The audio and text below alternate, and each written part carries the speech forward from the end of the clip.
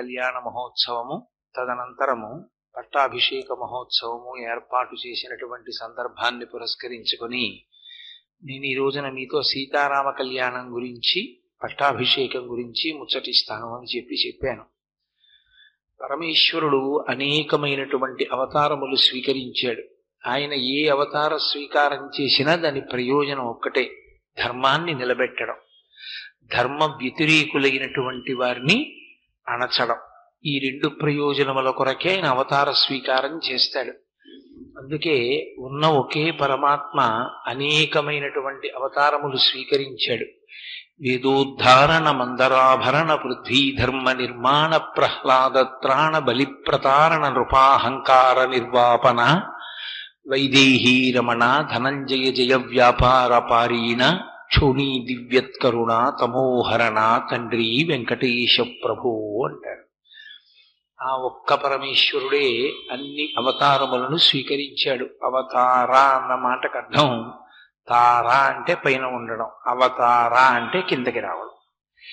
ఈ కంటి చేత దర్శనం అవడానికి వీలు లేనటువంటి పరమాత్మ పాలలోనే ఉన్న నెయ్యి ఎలా కనపడదో, కొంత ప్రయత్నం సాధన చేసిన తరువాత ఆ నెయ్యి ఎలా అనుభవంలోకి వస్తుందో, అలా అంతటా నిండి ఉన్నటువంటి విష్ణుతత్వం ఈ మాంసనేత్రమునకు గోచరము కాక సాధన చేసిన వాడికి మాత్రమే అందుతుంది.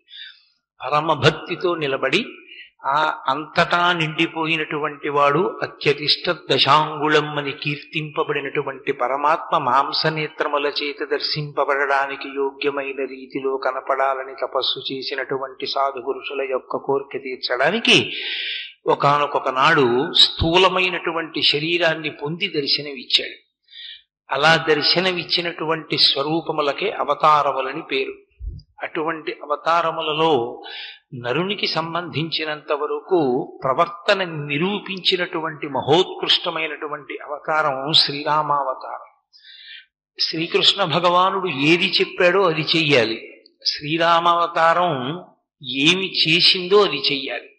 శ్రీరామాయణము వేదోపబృంహణము కాబట్టి వేదమునకు వ్యాఖ్యానము లేదా వేదము కిందకి దిగి వస్తే శ్రీరామాయణమైంది. ఆ వేదము చేత ప్రతిపాదింపబడినటువంటి పరబ్రహ్మస్వరూపమే శ్రీరామచంద్రమూర్తిగా ఈ భూమి మీద నడయాడింది. అటువంటి రామావతారంలో జరిగినటువంటి కళ్యాణం చాలా విశేషాన్ని సంతరించుకుంది.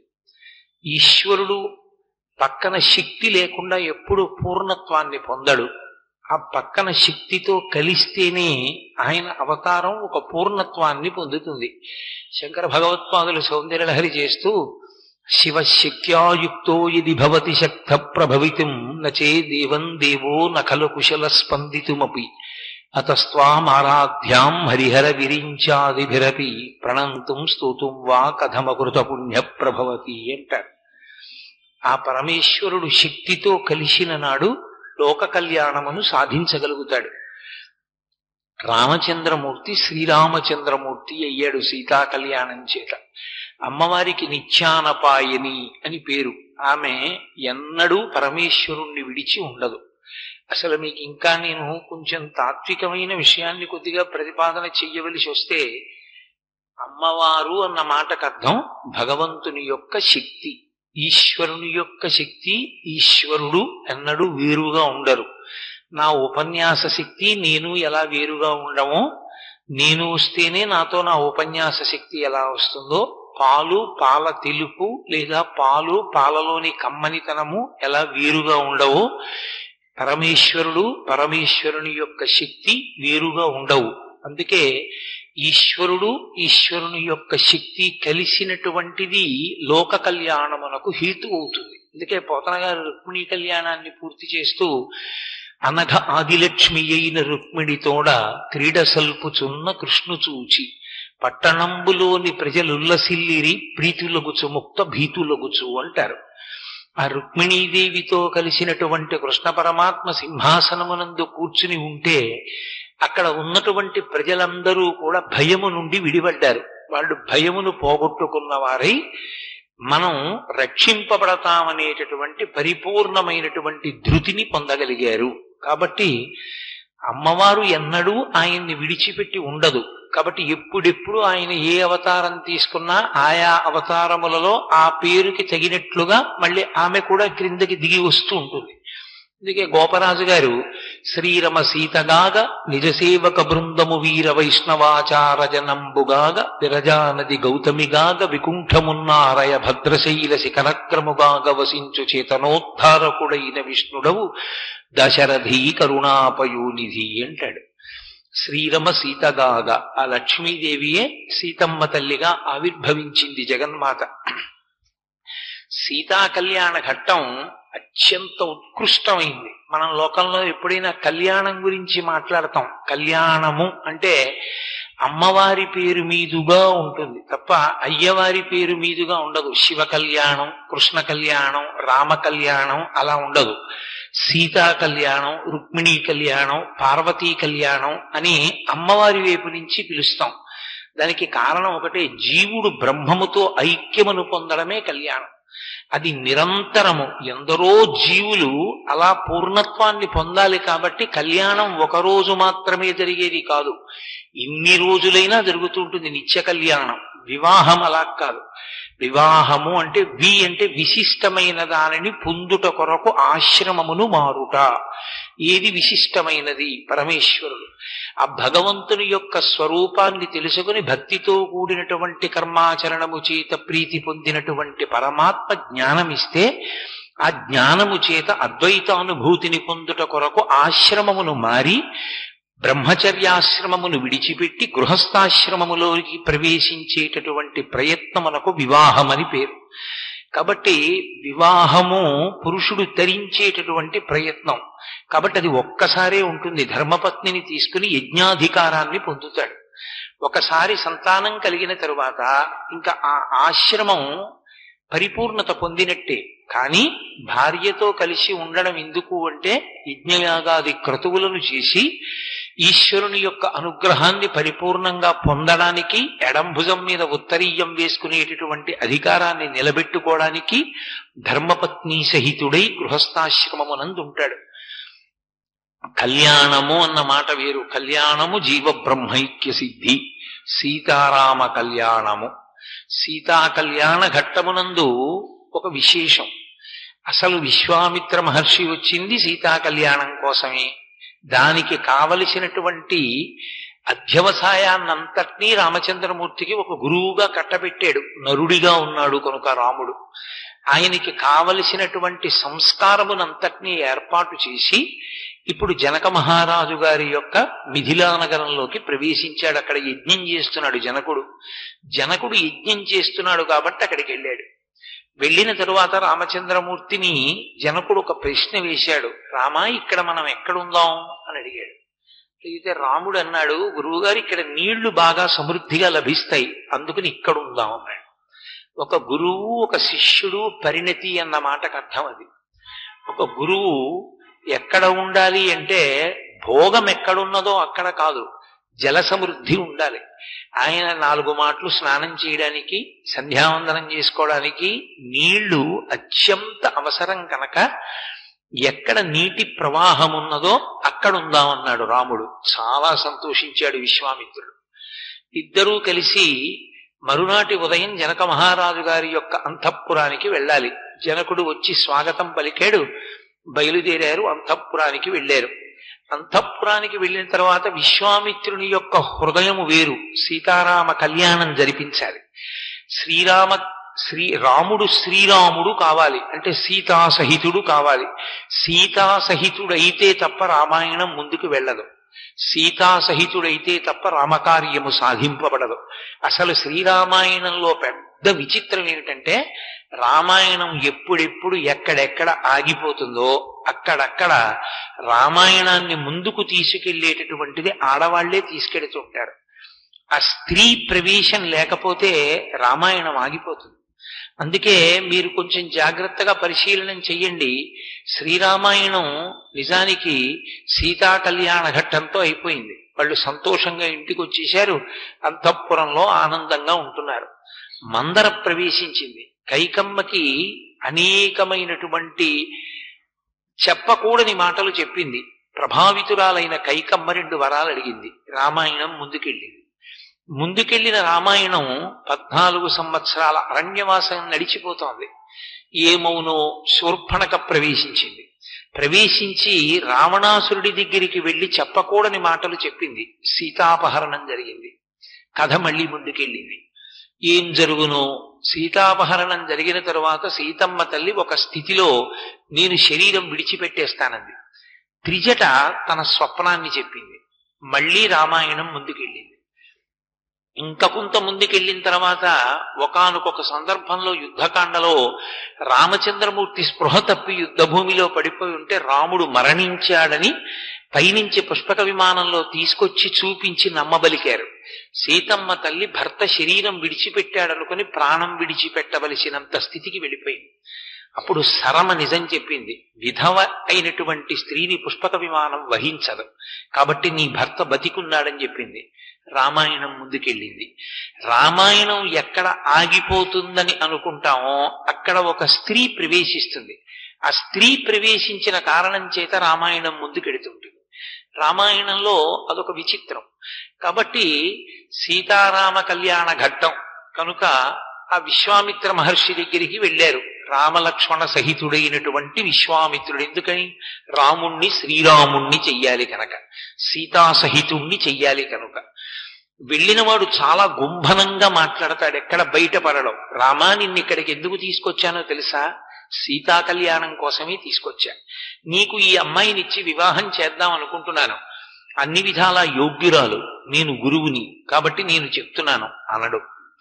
ఎందుకు అనడంటే విశ్వామిత్ర మహర్షికి తన గాంభీర్యము, తన గురుత్వము, తన పరిణతి మీద అపారమైనటువంటి విశ్వాసమేమి నిజంగా మహానుభావుడు అంతటి వాడే. కాబట్టి ఆయన లేకి మాటలు మాట్లాడడం. ఆయనకి తెలుసు రామచంద్రమూర్తి ఎటువంటి వాడు. తన శిష్యుడి గురించి తనకే తెలియని వాడు గురువు ఎలా అవుతాడు? 2 రెళ్ళు 4 ఎంత ఖచ్చితమో గురువు శిష్యుడిని అలా లెక్క కట్టుకోగలడు. కాబట్టి ఒక మాట అన్నాడు. ఆయన మనసులో భావన ఒకటి ఉంది. రామచంద్రమూర్తి వివాహం విషయంలో జోక్యం చేసుకుంటే, అంటే మళ్ళీ నరుడి కథగా మాట్లాడుతున్నాను నేను, అందుకని వివాహం అన్న మాట వాడుతున్నాను. రాముడి వివాహం విషయంలో తను జోక్యం చేసుకుంటే రాముడు అంగీకరించడన్న విషయం విశ్వామిత్రుడికి తెలుసు. ఎందుకని? రామచంద్రమూర్తి పరమధార్మికుడు, రాశీభూతమైన ధర్మము. తనకి ఎవరు భార్యగా ఉండాలో నిర్ణయించవలసిన వాడు తనని కన్న తండ్రి తప్ప అన్యులు కారు అన్నది ఆయన విశ్వాసం. అదే శాస్త్రీయం కూడా. కాబట్టి గురువుగారు అది మా నాన్నగారు చూస్తారు కదా అన్నారనుకోండి, గురువైన విశ్వామిత్రుడికి అది ఎంత అవమానకరంగా ఉంటుంది. తను ధర్మం విషయంలో కొద్దిగా వైక్లభ్యాన్ని పొందినట్టుగా ఉంటుంది. కాబట్టి ఎక్కడా విశ్వామిత్రుడు బయటపడడం. నిన్ను సీతా కళ్యాణం కోసం తీసుకొచ్చాననడం. క్షత్రియులకు అత్యంత ఇష్టమైనదేదో దానినే మిషగా పెడతాడు. నిజంగా కూడా సీతారామ కళ్యాణం జరగడం కోసమే వచ్చింది ఆ శివధనస్సు.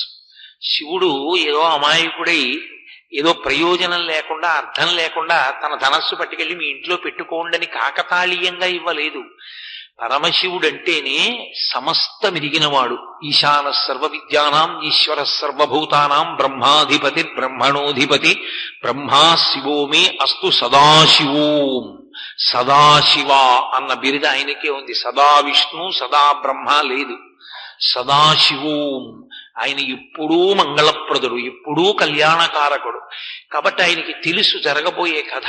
అందుకే తన ధనస్సుని అక్కడ న్యాసంగా ఉంచాడు. ఇప్పుడు శివధనస్సు ముందక్కడికి వెళ్ళిపోయింది జనక మహారాజు గారి ఇంటికి. ఈ ధనస్సుని అడ్డు పెట్టాడు విశ్వామిత్రుడు. ధనస్సు చూడవయా అంటే ఒక క్షత్రియుడు అభ్యంతరం పెట్టకూడదు. ఎందుకని? ఒక వ్రాయసగాడికి ఘంటం ఎంత అవసరమో, ఒక యజ్ఞం చేసేటటువంటి వాడికి సృక్కు స్రవం ఎంత అవసరమో, ఒక యజ్ఞం చేసేటటువంటి వ్యక్తి ఉన్నాడు అనుకోండి, ఆయన ఎప్పుడు యజ్ఞం చేస్తుంటాడు.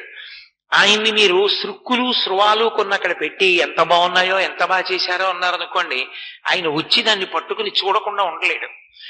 ఎవరికి ఉండేటటువంటి అభిరుచి వలన తత్సంబంధమైనటువంటి పరికరముల మీద అనురక్తితో ఉంటారు. కాబట్టి క్షత్రియుడైనటువంటి రామచంద్రమూర్తి అంత పెద్ద ధనస్సుని చూపిస్తాను అంటే కాదనడు, తప్పకుండా చూస్తాడు. ధనస్సు మనకెందుకు లేదు అన్నాడంటే అసలు రామచంద్రమూర్తి యొక్క పరాక్రమం సుక్షత్రియత్వం ప్రశ్నింపబడతాయి. ఆ మాట అనడాయన. ఆయన తప్పకుండా చాలా గొప్ప ధనస్సు, అది పరమశివుడు ఎక్కుపెట్టిన ధనస్సు అంటే చూడవలసిందే అంటాడు. అందుకే ధనస్సునే అడ్డు పెట్టాడు విశ్వామిత్రుడు, బయటపడలేదు. ఇద్దరు పిల్లల్ని తీసుకుని వెళ్ళాడు. జనక మహారాజు గారు వచ్చాడు. మహాపూజ్యుడివి నువ్వు వచ్చావు, ఇంతకన్నా సంతోషం ఎక్కడుందన్నాడు. అర్ఘ్యపాద్యాదులు ఇచ్చాడు, పూజించాడు. విశ్వామిత్ర మహర్షిని కూర్చోబెట్టాడు. అకస్మాత్తుగా విశ్వామిత్రుడు అన్నాడు, వీళ్ళిద్దరూ రామలక్ష్మణులు, సుక్షత్రియులు, దశరథ మహారాజు గారి బిడ్డలు, నా యజ్ఞ సంరక్షణం కోసం వచ్చారు. సిద్ధాశ్రమంలో యజ్ఞాన్ని రక్షించారు. నాతో పాటు మిథిలా నగరానికి యజ్ఞం చూడడానికి, శివధనస్సుని చూడడానికి వచ్చారు. క్షత్రియులు కదూ, వాళ్ళకి ధనస్సు చూడడం ఇష్టం. ఏతద్దర్శయ భద్రం తే కృతకామౌ నృపాత్మజౌ, ఒక్కసారి ఆ ధనస్సుని చూపించు. దర్శనాదస్య ధనుషో యథేష్టం ప్రతియాస్యత. ఎంత చక్కగా మాట్లాడాడో చూడండి. అది విశ్వామిత్రుడు. ఒక్కసారి శివధనస్సుని చూపించవయా జనక మహారాజా. చూపిస్తే వీళ్ళు పిల్లలు క్షత్రియులు కదూ, ఒకసారి ధనస్సు చూస్తారు. ధనస్సు చూసి వీళ్ళ ఇంటికి వెళ్ళిపోతారు. ఇంకా అంటే తను వెళ్ళిపోతాడు హిమవత్ పర్వతానికి. కాబట్టి ఇంకా పిల్లల్ని ఇంటికి పంపించేస్తాడు. ఇంకా తనని అనుగమించమని అడగడు. ఎందుకని? తన కార్యం పూర్తయిపోయి రాముణ్ణి శ్రీరాముణ్ణి చేసేస్తాడు. అలా అంటాడా పైకి? నీకు వివాహం చేస్తానంటాడా? అండవు. ఎంత గాంభీర్యము! అనకుండా ఏది ధనస్సు చూపించు, వాళ్ళు ఇంటికి వెళ్ళిపోతారంటాడు. నిజమే, ఇంటికే వెళ్ళిపోతారు. ఎవరితో? భార్యలతో. ఆశ్రమం మారుస్తాడు అక్కడ. అది విశ్వామిత్రుడి యొక్క గొప్పతనం. అందుకని ఏతద్దర్శయ భద్రంతే కృతకామౌ నృపాత్మజం, దాన్ని చూసి ధనస్సుని వాళ్ళు కృతకామౌ, వాళ్ళు కోరిక తీరిన వాళ్ళు అవుతారు. ఎందుకని? నృపాత్మజౌ, రాజకుమారులు కనుక వాళ్ళకి ధనస్సుల యందు ప్రీతి ఉంటుంది కనుక ఒక్కసారి చూపించు. ధనస్సు చూపించు అంటే మిగిలిన కథ జనకుడు చెప్తాడు. అది విశ్వామిత్రుడికి తెలుసు. కొంతమంది బలహీనత ఉంటుంది. వాళ్ళు ఏదో ప్రశాంతంగా కూర్చున్నారనుకోండి, అసలు రామాయణంలో రాముడండి అని మీరు అన్నారనుకోండి, ఆయన కాకినాడ వెళ్ళే వరకు మాట్లాడతాడు. ఎందుకంటే ఆయనకి అది బలహీనత. ఆయనకి రామాయణం అన్నారనుకోండి, ఆయన మాట్లాడకుండా ఉండలేడు. అలా జనకుణ్ణి శివధనస్సు అన్నారనుకోండి, శివధనస్సు వెనక బోలెడంత కథ చెప్తాడు విశ్వామిత్రుడు. అందుకని ఏది ఆ ధనస్సు చూపించన్నాడు. వెంటనే విశ్వామిత్రుడు లేచి, ఆ జనక మహారాజు గారు లేచి అన్నాడు, అయ్యో తప్పకుండా చూపిస్తాను, కానీ ఆ ధనస్సు వెనక ఒక కథ ఉంది, అది చెప్పాలన్నాడు. అదే కదా విశ్వామిత్రుడు కావాలి. తను బయటపడకూడదు, జనకుడి నోటి వెంట రావాలి ఆ మాటలు. వినడానికి అభ్యంతరం ఏముంటుంది? ధనస్సు చూపిస్తారు, ధనస్సుకో కథ ఉందని చెప్తాడు. వింటున్నాడు రామచంద్రమూర్తి, లక్ష్మణస్వామి వింటున్నారు. జనకుడు మొదలుపెట్టాడు, ఈ శివధనస్సు గురించి చెప్తాను, దీని గురించి చెప్పే ముందు నా కూతురు గురించి చెప్పాలన్నాడు. ఇదే కదూ కావలసిన విషయం. అందుకని ఆయన అన్నాడు, అధమే కృషత క్షేత్రం లంగలాదుద్ధితామయ క్షేత్రం శోధయత లబ్ధ్వా నామ్నా సీతేతి విశ్రుత అన్నాడు. నేను ఒకానొకప్పుడు యజ్ఞం చేద్దామని నాగలి పట్టుకుని భూమిని దున్నుతున్నాను. భూమిని దున్నుతున్న సమయంలో భూమిలో నుండి ఉద్ధిత అన్నాడు, పైకి లేచిందిలా ఒక ఆడపిల్ల. ఆమె ఏదో చిన్న పిల్ల, చంటి పిల్ల, మందసంలో దొరికింది, పద్మావతీదేవి దొరికినట్టుగా పద్మముల మధ్యలో ఒక పెట్టెలో దొరికిందని రామాయణంలో లేదు. ఆమె ఉద్ధిత, పైకి లేచింది భూమిలోంచి. నాగటి చాలు తగిలి పైకి లేచి ఆమె నిలబడింది. జనక మహారాజు గారు ఎత్తుకున్నాడు ఆ పిల్లని. పూర్వం అష్టవర్షేత్ భవేత్ కన్యా కదా, ఆ పిల్లని ఎత్తుకున్నాడు. ఎత్తుకుని నిలబడ్డాడు. ఈ రహస్యం ఎక్కడ చెప్పింది సీతమ్మ? ఇక్కడ చెప్పలేదు బాలకాండలో. సీతా కళ్యాణ ఘట్టంలో దీన్ని చెప్పలేదు మహర్షి. అయోధ్యకాండంలో అత్రి అనసూయుల యొక్క ఆశ్రమాన్ని దర్శనం చేసినప్పుడు అనసూయమ్మని ఈ కళ్యాణ ఘట్టం గురించి చెప్పుకుంటూ ఉంటారు ప్రజలు. నేను రాలేదు ఆ కళ్యాణానికి, ఏది ఆ కళ్యాణం గురించి చెప్పు అని అడిగినప్పుడు ఈ రహస్యాన్ని చెప్పింది. అవునమ్మా, నేను భూమిలో నుండి పుట్టాను. పుట్టడం కాదు, పైకి లేచాను. భూమిలో నుండి పైకి లేచి నిలబడినప్పుడు మా తండ్రి నన్ను ఎత్తుకున్నాడు. ఎత్తుకున్న జనక మహారాజు గారికి అనుమానం వచ్చింది, ఈ పిల్ల భూమి నుండి లేచింది, నేను భూమిని దున్నుతుంటే ఇప్పుడు ఈ పిల్లని నేను ఎత్తుకున్నాను, ఈ పిల్ల నాకేమవుతుంది అని అనుమానం వచ్చింది. దొరికిన పిల్ల కూతురా ఏమవుతుంది ఈ పిల్ల?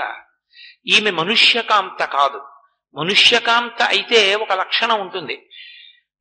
చాలా ప్రహృష్టమైన మనసు పొందినటువంటి పురుషుని యొక్క తేజస్సు తన భార్య యందు ప్రవేశపెట్టబడితే శుక్రశోణితములు కలిసి పిండమేర్పడి ఆనాటి కాలాన్ని బట్టి 12 నెలల తరువాత స్త్రీ యొక్క యోని నుండి బయటికి వస్తే అప్పుడు నరజన్మ.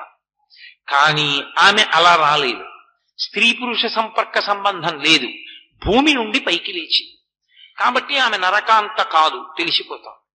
నరకాంత కానిది నరకాంతలా ఉంది. పైకి ఆడపిల్ల మనుష్యకాంతలా ఉంది, కానీ ఆమె మనుష్యకాంత కాదు. ఎందుకని? మనుష్యకాంత అంటే ఎలా పుట్టవలసిన అవసరం ఉందో అలా ఆమె పుట్టలేదు కనుక. ఇది జనకుడి అనుమానం. అయినప్పుడు ఈమె నరకాంత కానప్పుడు నేను నరుణ్ణి, నాకు ఈమె ఏమవుతుంది? ఎత్తుకుని నిలబడ్డాడు. అనుమానంతో పైకి చూశాడు. అంతరిక్షంలోంచి వాక్కు వినపడింది. సీతమ్మే చెప్పింది ఆ విషయం అయోధ్యకాండలో. అంతరిక్షేచవాగుప్త ప్రతిమా మనుషీకిల ఏమమేతన్నరపతే ధర్మేణ తనయాతవా అంది అంతరిక్షం. ఏమయ్యా, అంతరిక్షేచవాగుప్త ప్రతిమా మనుషీకిల, ఆ పైనుంచి మాట్లాడుతూ ఆమె మనుష్యకాంత కాకపోవచ్చు, మనుష్యకాంత ఎలా పుట్టాలో అలా పుట్టినది కాదు, కానీ ఆమె మనుష్యకాంతగా ఉందామని వచ్చింది. రాముడికి సీతమ్మకి శ్రీరామాయణంలో ఉన్న భేదం అది. రాముడు ఎప్పుడూ నేను నరుణ్ణే అన్నాడు. సీతమ్మ పుట్టుకతోటే నరకాంత కాదు, నరకాంత అన్న వేషం కప్పుకుంది. అందుకే చాలా చోట్ల బయటపడిపోతుంది, నేను నరకాంతను కాను. ఆమె మాయాస్వరూపిణి. మాయ పరమేశ్వరుని యొక్క అధీనమై ఉంటుంది. ఆ మాయని స్త్రీవాచకంతో సంబోధిస్తారు. అందుకే శంకర భగవత్పాదులు సౌందర్యలహరి చేస్తూ మహామాయా విశ్వం భ్రమయసి పరబ్రహ్మ మహిషి అంటారు. పరబ్రహ్మ మహిషి అంటే పరమేశ్వరుని యొక్క పత్ని. ఆమెయే మాయాస్వరూపిణి అయి బ్రహ్మాండములను తిప్పుతూ ఉంటుంది. అందుకే మహర్షి ఆ కావ్యానికి పేరు సీతాయాశ్చరితం మహత్ పౌలస్త్య వధ అని పెట్టారు. నరకాంతగా ఉండాలనుకుంది కాబట్టి పతికి వశురాలయ్యింది ఆవిడ, కానీ ఆమె నరకాంత కాదు. ఆ కారణం చేత అంతరిక్షంలోంచి మాట వినపడిందమ్మా అంది. ఒక్క మాట చెప్తే పట్టుకోగలదు అనసూయమ్మ. ఆవిడ శక్తి అటువంటిది. అందుకని ఒక్క అనసూయమ్మకే చెప్పింది రహస్యం. ఎక్కడా రామాయణంలో ఇక మాట్లాడలా. ఒక్క చోట మాత్రం బయటపడింది. ఏదో 12 వర్షాహం రఘవస్య నివేశనే భుంచ్వాన్ మానుషాన్ భోగాన్ అందోసారి. 12 ఏళ్లు నేను రామచంద్రమూర్తి మందిరంలో మనుష్యులు అనుభవించే భోగాలు అనుభవించానండి. మనుష్యులు అనుభవించే భోగాలు అనుభవించానండం ఏమిటి? నేను ఏమంటే విశాఖపట్నంలో సుబ్బారావు గారింట్లో మనుష్యులు అనుభవించే భోగాలన్నీ అనుభవించాను అన్నాను అనుకోండి. ఇప్పుడు మనుష్యులు అనుభవించే భోగాలు, నువ్వు మనిషివిగా ఏమిటి అనరు నన్ను. సీతమ్మ అలా అన్నం ఏమిటి? ఆమె మనుష్యకాంత కాదు కనుక.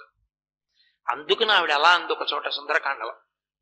కాబట్టి ఆ తల్లి ఒక నరకాంతగా నటిస్తోంది. నటిస్తూ అంతరిక్షంలోంచి మాట వినపడిందమ్మా, ధర్మేణ తనయాతవా, ధర్మము చేత ఈమె నీకు కుమార్తెయే. నీకు కుమార్తెగా లభించాలన్న కోరికతోటే ఆమె నీకు కూతురుగా వచ్చింది. ఎందుకు వచ్చింది? శివధనస్సు ఉంది అక్కడ. సీతా కళ్యాణం అంతా ధనస్సుతోటే ముడి. అందుకని అక్కడికి వచ్చింది ఆవిడ. అందుకని ధర్మేణ తనయాతవా, నీకు కూతురే అంది. అయితే నాకు కూతురే అన్నాడు. పేరు ఆయన పెట్టలేదు, ఆమె పెట్టుకుంది.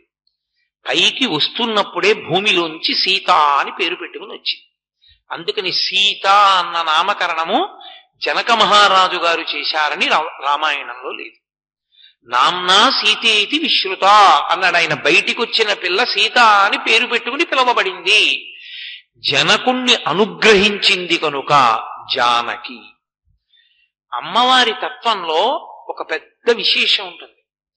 భక్తితో కొలిచిన వారికి ఎంతమందికైనా ఆమె కుమార్తెగా వస్తుంది. ఒకనాడు కాత్యాయన మహర్షి కోరుకున్నాడు, కాత్యాయని అన్న పేరుతో వచ్చింది. ఒకప్పుడు భృగు మహర్షి కోరుకున్నాడు, భార్గవి అన్న పేరుతో వచ్చింది. ఒకనాడు హిమవంతుడు కోరుకున్నాడు, హైమవతి అన్న పేరుతో వచ్చింది. ఒకనాడు దక్షుడు కోరుకున్నాడు, దాక్షాయణి అన్న పేరుతో వచ్చింది. ఒకనాడు జనకుని భక్తికి మెచ్చింది, జానకి అన్న పేరుతో వచ్చింది. ఒకరోజు ఆకాశరాజును అనుగ్రహించింది, పద్మావతి అన్న పేరుతో వచ్చింది. ఎన్ని పేర్లతోనైనా వస్తుంది. ఆమె భార్య మాత్రం పరమేశ్వరుడికి ఒక్కడికి. అసలు ఆ స్థానాన్ని ఎవరైనా మనసులో ఊహ చేసిన పురుషుడిగా, శంకరులు సౌందర్యలహరిలో అంటారు, శివే శృంగారార్ధ్ర తదితర జనే కుత్సనపరా.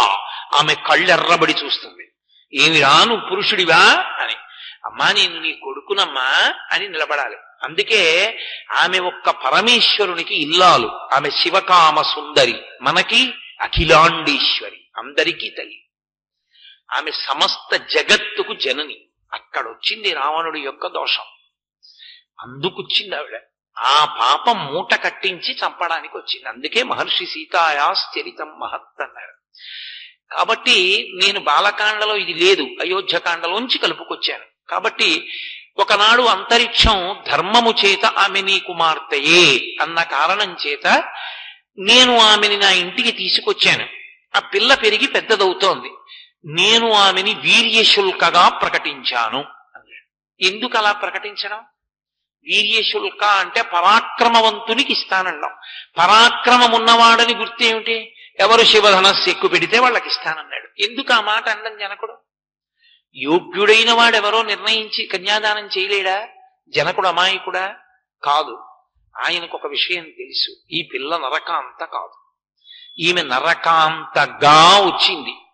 ఈమె మాయాస్వరూపం. ఈమెని వహించగలిగినవాడు, భరించగలిగినవాడు, ధరించగలిగినవాడు ఈశ్వరుడు ఒక్కడే. ఆ ఈశ్వరుడు ఎక్కడో నరుడి రూపంలో పుట్టాడు. నరుడిగా ఉన్నవాడు కాబట్టి బయటపడడం. నేను నరుణ్ణంటాడు కాబట్టి దొరకడు. దొరకాలంటే ఒక్కటే ఆధారం, నరుడిగా ఈశ్వరుడు వచ్చాడు అంటే అధర్మాన్ని తొక్కి ధర్మాన్ని నిలబెట్టడానికి వస్తాడు. కాబట్టి ధనస్సు పట్టుకుంటాడు. ధనస్సు పట్టుకుంటాడు కాబట్టి క్షత్రియుడుగా వచ్చి ఉంటాడు. శివధనస్సు ఎక్కువ పెట్టిన వాడికి ఇస్తానంటాను. శివధనస్సు ఒక్క ఎవడు పరమేశ్వరుడు అవతారముగా వచ్చాడో వాడే ఎత్తగలడు, మిగిలిన వాళ్ళు ఎత్తలేరు. ఇది జనకుడి లెక్క. అందుకు ఆమెని వీర్యశుల్కని చేశాడు. చెప్పుకున్నాడు తనే తర్వాత, వీర్యశుల్కాం మమసుతాం సీతాం అని ఒక చోట చెప్పుకున్నాడు. నేనే ఈమె నాకు ధర్మము చేత కుమార్తె అయిన దానిని వీర్యశుల్కని చేశాను అన్నాడు. వీర్యశుల్క అంటే పరాక్రమము చేత మాత్రమే పొందబడుతుంది అని ప్రకటించాడు. ప్రకటించి ఈ శివధనస్సు గురించే చెప్పానయ్యా విశ్వామిత్ర, ఈ శివధనస్సు మా ఇంట న్యాసముగా ఉన్నది. న్యాసం అంటే నిక్షేపింపబడి ఉన్నది. ఎవరి చేత? శివుని చేత. మా వంశంలో ఒకరికి ఇచ్చాడు ఆయన, ఇచ్చి పెట్టుకోమన్నాడు ఇంట్లో. ఎందుకు? ఆయన సర్వమెరిగినవాడు. ఆయనకి తెలుసు ఎదర ఇంత జటిలమైన ఘట్టం వస్తుంది. అప్పుడు ఈ శివధనుస్సే జవాబు చెప్పాలి. అందుకని ధనస్సు ఇక్కడుంది. కాబట్టి ఓ విశ్వామిత్ర మహర్షి, ఆయన అలా అనడు. విశ్వామిత్ర మహర్షి అనడు, హే బ్రహ్మన్, హే భగవన్ అంటూ ఉంటాడు. గురువు గారిని పిలిచేటప్పుడు అది అంత గౌరవం. హే బ్రహ్మన్ అంటాడు. బ్రహ్మమిరిగినవాడా, బ్రహ్మవిత్ బ్రహ్మైవ భవతి, బ్రహ్మమిరిగి బ్రహ్మమైనవాడా, హే భగవన్. నీకు భగవంతుడికి అభేదం, గురువు పరబ్రహ్మస్వరూపం, అందుకని హే భగవన్ అని పిలుస్తూ ఉంటాడు. కాబట్టి ఆయన అన్నాడు, ఈ కథ శివధనస్సుతో ముడిపడింది కాబట్టి ఇప్పుడు శివధనస్సు చూపించు అని అడుగుతున్నావు. ఈ పిల్లలకి చూపిస్తాను. చూపించే ముందు నేను ఈ మాట చెప్పాలిగా, అందుకుని చెప్తున్నాను. అయితే ఇంకా కొంత కథ ఉంది బ్రహ్మన్, అది కూడా మీరు వినాలి. నేను ఆమెని వీర్యశుల్కాన్ని ప్రకటించిన తరువాత ఆమె అందచందములను గురించి రాజులందరూ తెలుసుకున్నారు. మొదట రాజులందరూ ఒక్కొక్కడొక్కొక్కడు వచ్చాడు సీతమ్మని చేపట్టాలన్న కోరికతో. సాధ్యం కాదని జనకుడికి తెలుసు. తెలిసిన ఎవరు పట్టుకోగలడో చూడాలి కదా, అందుకని రాజులందరినీ అనుమతించాడు. ఒక్కొక్కడొచ్చాడు, శివధనస్సుని చూశాడు, ఎత్తలేకపోయాడు, వెళ్ళిపోయాడు. ఈ వెళ్ళిపోయిన వాళ్ళు కొన్ని వేల మంది అయిపోయారు. వెళ్ళిపోయి వాళ్ళందరూ అవమానపడి ఓ సంఘం పెట్టుకున్నారు. ఒరే, మనని అవమానించడానికి వీర్యశుల్క అన్నాడరా, ఆ శివధనస్సు ఎక్కువ పెట్టేవాడెవడో. కొన్ని వేల మంది రాజులం వెళ్ళాం, ఒక్కడు ఎక్కువ పెట్టలేదు. వాళ్ళ ఇంట్లో అమ్మాయికి పెళ్ళవలేదు. సీతమ్మ పెళ్లి ఎందుకు అవ్వలేదంటే వీళ్ళు ఎక్కువ పెట్టే రాజేయడంటాడు. అంటే అవమానమేనా కాదా? ఇప్పుడు ఆ అమ్మాయికి పెళ్ళవలేదు, మన బతుకు బయటడింది, మనమేమో ఎందుకో పనికి మారిన వాళ్ళం అని చెప్పి లోకంలో తెలుస్తోంది. వాళ్ళకి కోపం వచ్చి ఎలా అయినా జనక మహారాజు గారిని నిగ్రహించి ఆ పిల్లని ఎవరు చేపట్టాలి తర్వాత నిర్ణయిద్దాం, ముందు జనకుణ్ణి యుద్ధంలో ఓడించి బందీకృతుణ్ణి చేయడమో సంహరించడమో చెయ్యాలి, కాబట్టి రండి అన్నారు. అలా ఉంటుంది విచిత్రం లోకంలో. కాబట్టి ఏదో అప్పటి వరకు ఎలా ఉన్నా ఎన్నికలు వచ్చేటప్పటికి సీట్ల సర్దుబాటులా ఉంటుందన్నమాట. కాబట్టి వాళ్ళందరూ కలిసి ఒక సంఘం పెట్టుకున్నారు. అందరూ కలిసి జనక మహారాజు గారి మీదకి యుద్ధానికి వచ్చారు. అందరూ కలిసి జనక మహారాజు గారి మీదకి యుద్ధానికి వస్తే జనకుడు అంతఃపురంలో కూర్చుని యుద్ధం చేస్తున్నాడు. కొంతకాలానికి శరీరము ఏ సంభారములు ఉండడం చేత నిలబడుతుందో ఆ సంభారములు అయిపోయాయి అంతఃపురంలో. అంటే తిండి గింజల దగ్గర నుండి పూర్తయిపోయాయి. అప్పుడు ఎలా? బయటికెడితే రాజులు పట్టుకుంటారు, అంతఃపురంలో ఉంటే ప్రాణాలు పోతాయి, అన్నం లేదు కాబట్టి. అప్పుడు నేను దేవతలందరినీ ఉద్దేశించి తపస్సు చేశాను. అప్పుడు నేను అంత పెద్ద తపస్సు చేస్తే దేవతలందరూ కూడా దేవగణాం సర్వాం తపసాహం ప్రసాదయం, నేను చేసినటువంటి తపస్సుకి వాళ్ళు మెచ్చుకుని దేవగణములనన్నిటినీ కూడా నాకు బలంగా, నాకు తోడుగా, నన్ను సమర్థించమని నా సైన్యంగా పంపించారు. పంపిస్తే నేను ఈ దేవగణాలన్నిటినీ తీసుకుని, ఈ సైన్యాన్ని తీసుకుని బయట విడిది చేసి ఉన్నటువంటి రాజులందరినీ ఓడించాను. వాళ్ళందరూ దిక్కులు పట్టి పారిపోయారు. ఆ తర్వాత ఇది భూమి మీద ఉన్న రాజులతో సరిపోలేదు. దేవతలు, యక్షులు, గంధర్వులు, కిన్నెరులు, కింపురుషులు వచ్చారు. దేవతలు కూడా ఎక్కువ పెట్టలేదు. హే బ్రహ్మన్, విశ్వామిత్ర, ఈ శివధనస్సు ఇలాగే ఉంది, ఈ పిల్ల ఇలాగే ఉంది, మధ్యలో నేను ఎదురు చూస్తూ అలాగే ఉన్నాను. దేనికోసం? జనకుడు బయటపడ్డాడు. ఎవడు నరుడుగా ఉన్నాడో, ఎవడు నరుడిగా భూమి మీద తిరుగుతున్న పరబ్రహ్మమో వాడెత్తాలి. వాడు నేను పరబ్రహ్మమని అండవు. ఎందుకంటే వాడు నరుడిగా వచ్చాడు, అందుకే ఈమె నరకాంతగా వచ్చింది. లేకపోతే ఆమె నరకాంతగా ఎందుకు రావాలి? కాబట్టి నరుడిగా ఉన్నాడు కనుక నేను నరుణ్ణి అంటాడు, కానీ నేను పరబ్రహ్మాన్ని అండవు. కానీ ఎవరు పరమేశ్వర ధనస్సు ఎక్కువ పెడతాడో వాడే పరమేశ్వరుడు. శివుడు కేశవుడు మళ్ళీ లేనిపోని అల్లరి తీసుకురాకండి, ఉన్నదొక్కటే పరబ్రహ్మం అంతే. కాబట్టి ఆ ధనస్సు ఎక్కువ పెట్టేవాడి కోసం ఎదురు చూస్తున్నాను.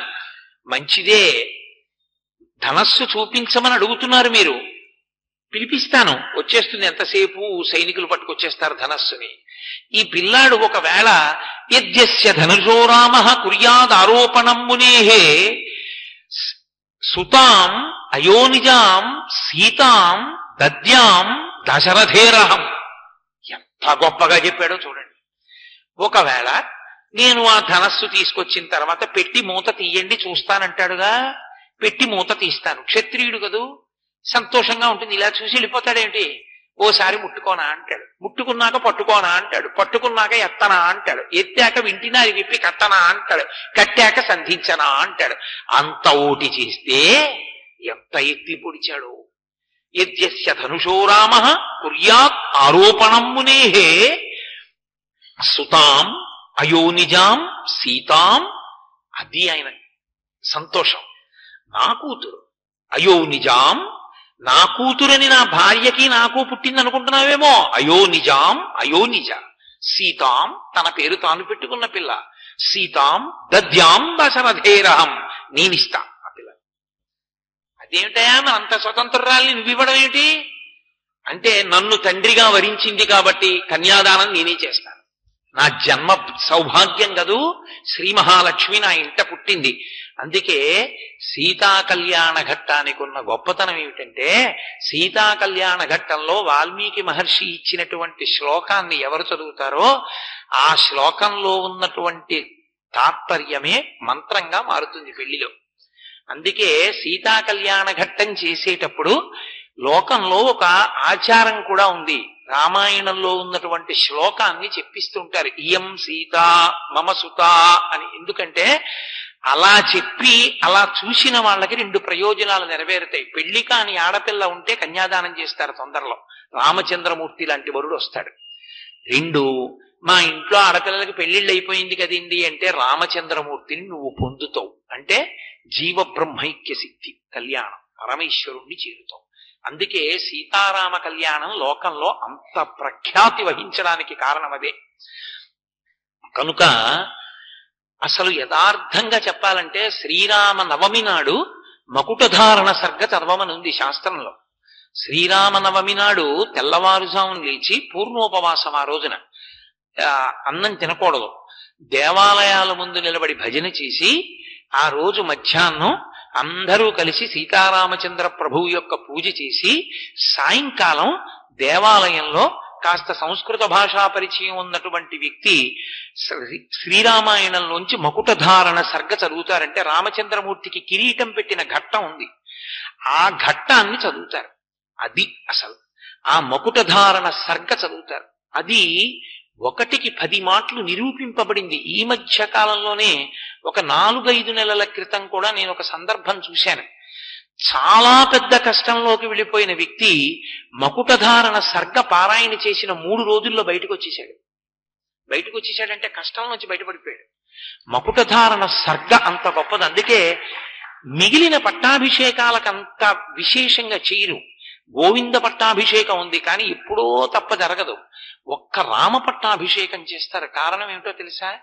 రామ పట్టాభిషేకం చేసేటప్పుడు ఆ కిరీటాలు చూసి ఆ కిరీటాల్ని వశిష్ఠ మహర్షి పెట్టారు. ఆ కిరీటాన్ని ఎత్తి తీసుకెళ్లి రామచంద్రమూర్తి తల మీద పెడుతుండగా ఎవరు చూస్తారో వాళ్ళకి వస్తున్న కష్టాలు కూడా తొలగుతాయి అంటారు. ఆ మకుట ధారణ అంత గొప్పది. అందుకని ఇవాళ ప్రత్యేకంగా రేపు జరగబోతోంది కాబట్టి నేను ఇవాళ నా ఉపన్యాసాన్ని మానవీయ సంబంధములలోంచి కళ్యాణము పట్టాభిషేకము అని తీసుకోవడానికి కారణం అదే. సరే, సీతారామ కళ్యాణం చెయ్యడం ఆంధ్రదేశంలో ఆచారం. ప్రత్యేకించి భద్రాచలం సీతారామ కళ్యాణాన్ని ప్రత్యక్ష ప్రసారాలుగా చూస్తూ ఉంటాం మనం. కనుక ఇప్పుడు ఆయన అన్నాడు, ఈ ధనస్సుని కానీ పిల్లవాడు ఎక్కువ పెడితే సుతాం అయోనిజాం సీతాం దద్యాం దశరథేరహం, దశరథుని కొడుకి పిల్లాడికి ఇస్తాను అని వెంటనే ఓ నవ్వు నవ్వి అన్నాడు. త్వగతిర్మానుషానంచ ధనుషాస్య ప్రపూరణే ఆరోపణే సమాయోగే వేపనే తొలనేపివా. ఆ మనుష్యుడు దశరథ కుమారుడు ఈ పిల్లవాడా ఎక్కువ పెట్టేది? దేవతలు, యక్షులు, గంధర్వులు, కిన్నెరులు, కింపురుషులు ఎక్కువ పెట్టలేకపోయారు. కడుపులో ఆలోచన వేరు, నరుడు ఎక్కువ పెట్టాలి. కానీ ఒక పక్క ఎంత చిన్నతనం చేశాడో చూడండి. దేవతలే చేయలేదు, నరుడేం చేస్తాడు? పగతిర్మానుషానంచ ధనుషాస్య ప్రపూరణే, ఒక మనుష్యుడేమి ఎక్కువ పెడతాడయా?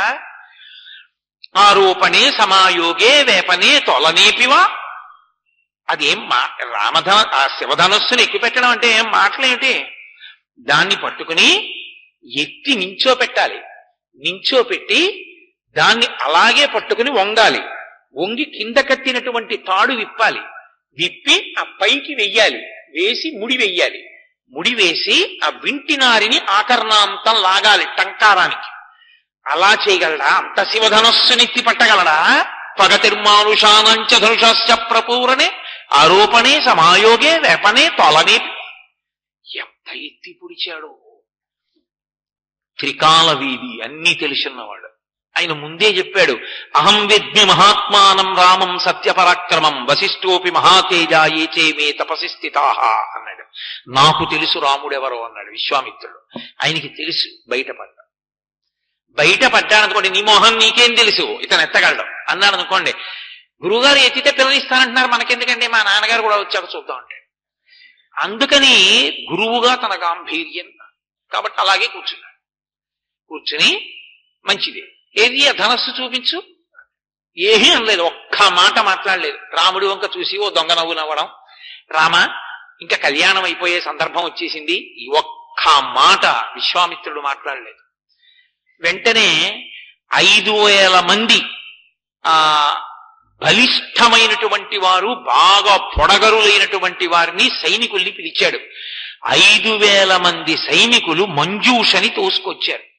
మంజూష అంటే పెట్టె. అందులో ఉంది 8 చక్రముల పెట్టె అని రాశారు వాల్మీకి మహర్షి. అందులో పెట్టారు శివధనస్సుని. అంత 8 చక్రముల పెట్టెలో పెట్టినా 5,000 మంది కలిసి ఆ ధనస్సుని ఎత్తి పట్టరాలేరు. అందుకని బరువైన దానికి పద్ధతి ఏమిటంటే చక్రాలు పెట్టిన బండి మీద పెట్టి తోసేయడమే. పోని ఒకడో ఇద్దరో తోయడం కాదు, దాన్ని 5,000 మంది బలిష్ఠులైన వారు తొయ్యాలి ఆ బండిని.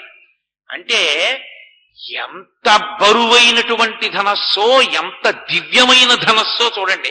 అంటే అసలు ఆ ధనస్సు ఎత్తి పెట్టడానికి లౌకికమైన బలం చాలదు, తెలిసిపోట్లా. అది నరుడు ఎత్తేది కాదది. అది ఎంతటి బలవంతుడు ఎత్తడు. దాన్ని ఎత్తడం అంటే ఎవరి చేతి స్పర్శ తగిలితే అది పైకి లేస్తుందో, ఎవడు నిలబెట్టగలడో, అది ముట్టుకోవడానికి అర్హత ఉన్నవాడో వాడే ఎత్తగలడు. ఒక్కొక్కడికి చూడండి, ఒక్కొక్క దాంట్లో ప్రావీణ్యం ఉంటుంది. మనం కబుర్లు చెప్పుకుంటూ ఉంటాం. డ్రైవర్ చూడండి కారు ఆపి వెనక డోరు పడలేదమ్మా అంటాడు. ఆయనకి తెలుసు డోరు పడలేదన్న విషయం. ఓసారి మళ్ళీ తెరిచి వేసిన తర్వాత ఇప్పుడు పడిందని మళ్ళీ కారు స్టార్ట్ చేస్తాడు. ఎవరి వృత్తి ఎందో వారికి నైపుణ్యం. ఒక్కొక్కళ్ళింటికి మీరు వెళ్ళండి, బయటికి వెళ్ళిపోదామని గడియ మీరు ఎంత తీయండి రాదు, ఉండండి అని ఆ యజమాని వచ్చి ఇలా అంటాడు, ఆ తలుపు వస్తుంది. ఆ ఉడుపు ఆయన ఉడుపు అయింది, ఆయన ఇలా అంటే ఆ తలుపు వస్తుంది. మనం ఎంత తిప్పినా తలుపు రాదు. అలా అది పరబ్రహ్మము ముట్టుకుంటే పైకి లేస్తుంది. కానీ పరబ్రహ్మాన్ని అంటాడా రాముడు? అనడం, నరుణ్ణి అంటాడు. అది కథ. అంత గంభీరంగా అల్లారు, అంత గొప్పగా వచ్చింది, అంత ఉద్విగ్నత, అంత గాంభీర్యం సంతరించుకుంది సీతాకళ్యాణ ఘట్టం. కాబట్టి ఇప్పుడు విశ్వామిత్ర మహర్షి ఆ పెట్టె తీసుకొచ్చిన తర్వాత ఇలా చూశారు. చూసి విశ్వామిత్రస్తు ధర్మాత్మ, పరమధర్మాత్ముడైనటువంటి విశ్వామిత్రుడు రాముడి వంక ఇలా చూసి వత్స రామ ధనుర్పశ్య ఇది రాఘవమబ్రవీత్. రామా ఎక్కుపెట్టు అనలేదు. ఎంత గాంభీర్యమో! మొదట ఏ మాట అన్నాడో, ఏ తద్దర్శయ భద్రంతే కృతకామౌ నృపాత్మజం అన్నాడు కదా. ఇప్పుడు కూడా అంతే. వత్స రామ ధనుర్పశ్య. లోపల ఎంత సంతోషమో! నా శిష్యుడిగా ఉన్నవాడు పరబ్రహ్మం, ఆ పరమేశ్వరుడు శిష్యరికం చేస్తున్నాడు, కాళ్ళు పడుతున్నాడు.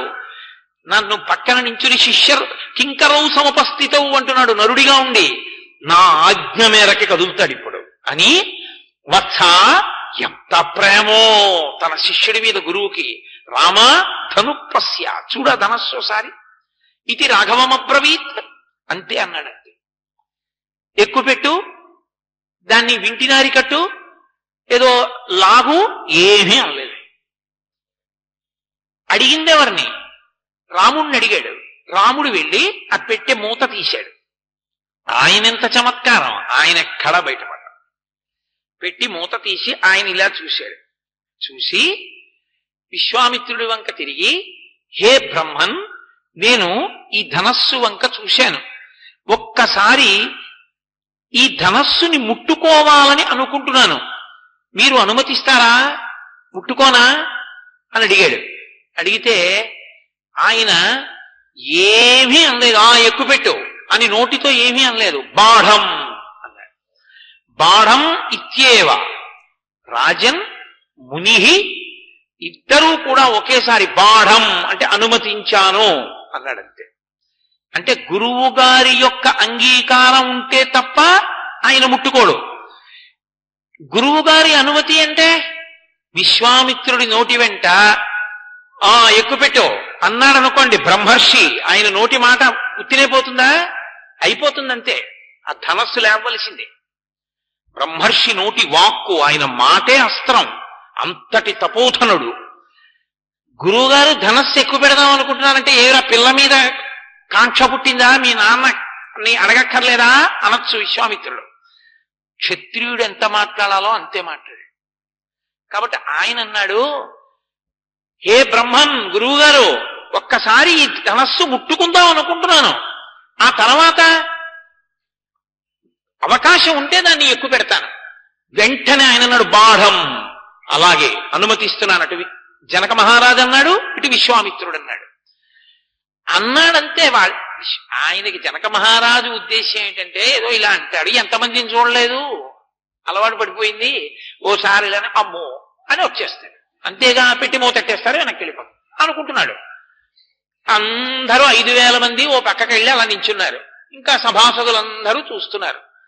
ఆరోపయిత్వా ధర్మాత్మా పూరయామాస దద్ధను తత్తభంజ ధనుర్మధ్యే మహాయశాహ. ఆయన అకస్మాత్తుగా ధనస్సుని తీసి నిలబెట్టాడు. అలా నోళ్లు తెరిచి ఉండిపోయారు అందరూ. చాలా తేలికగా ధనస్సుని నిలబెట్టడం, తాడు విప్పడం, కట్టేయడం, వంచేయడం వింటినాడాలో అంతే మాట్లాడు. కాబట్టి ఆయన అన్నాడు, హే బ్రహ్మన్ గురువు గారు, ఒక్కసారి ఈ ధనస్సు ముట్టుకుందాం అనుకుంటున్నాను, ఆ తర్వాత అవకాశం ఉంటే దాన్ని ఎక్కువ పెడతాను. వెంటనే ఆయన అన్నాడు బాఢం, అలాగే అనుమతిస్తున్నాను. అటు జనక మహారాజు అన్నాడు, ఇటు విశ్వామిత్రుడు అన్నాడు. అన్నాడంతే ఆయనకి జనక మహారాజు ఉద్దేశ్యం ఏంటంటే ఏదో ఇలా అంటాడు, ఎంతమందిని చూడలేదు, అలవాటు పడిపోయింది, ఓసారి ఇలా అమ్మో అని వచ్చేస్తాడు, అంతేగా పెట్టి మూతట్టేస్తారు, వెనక్కి వెళ్ళిపోతాడు అనుకుంటున్నాడు. అందరూ 5,000 మంది ఓ పక్కకి వెళ్ళి అలా నించున్నారు. ఇంకా సభాసదులందరూ చూస్తున్నారు. ఆరోపయిత్వా ధర్మాత్మా పూరయామాస దద్ధను తత్తభంజ ధనుర్మధ్యే మహాయశాహ. ఆయన అకస్మాత్తుగా ధనస్సుని తీసి నిలబెట్టాడు.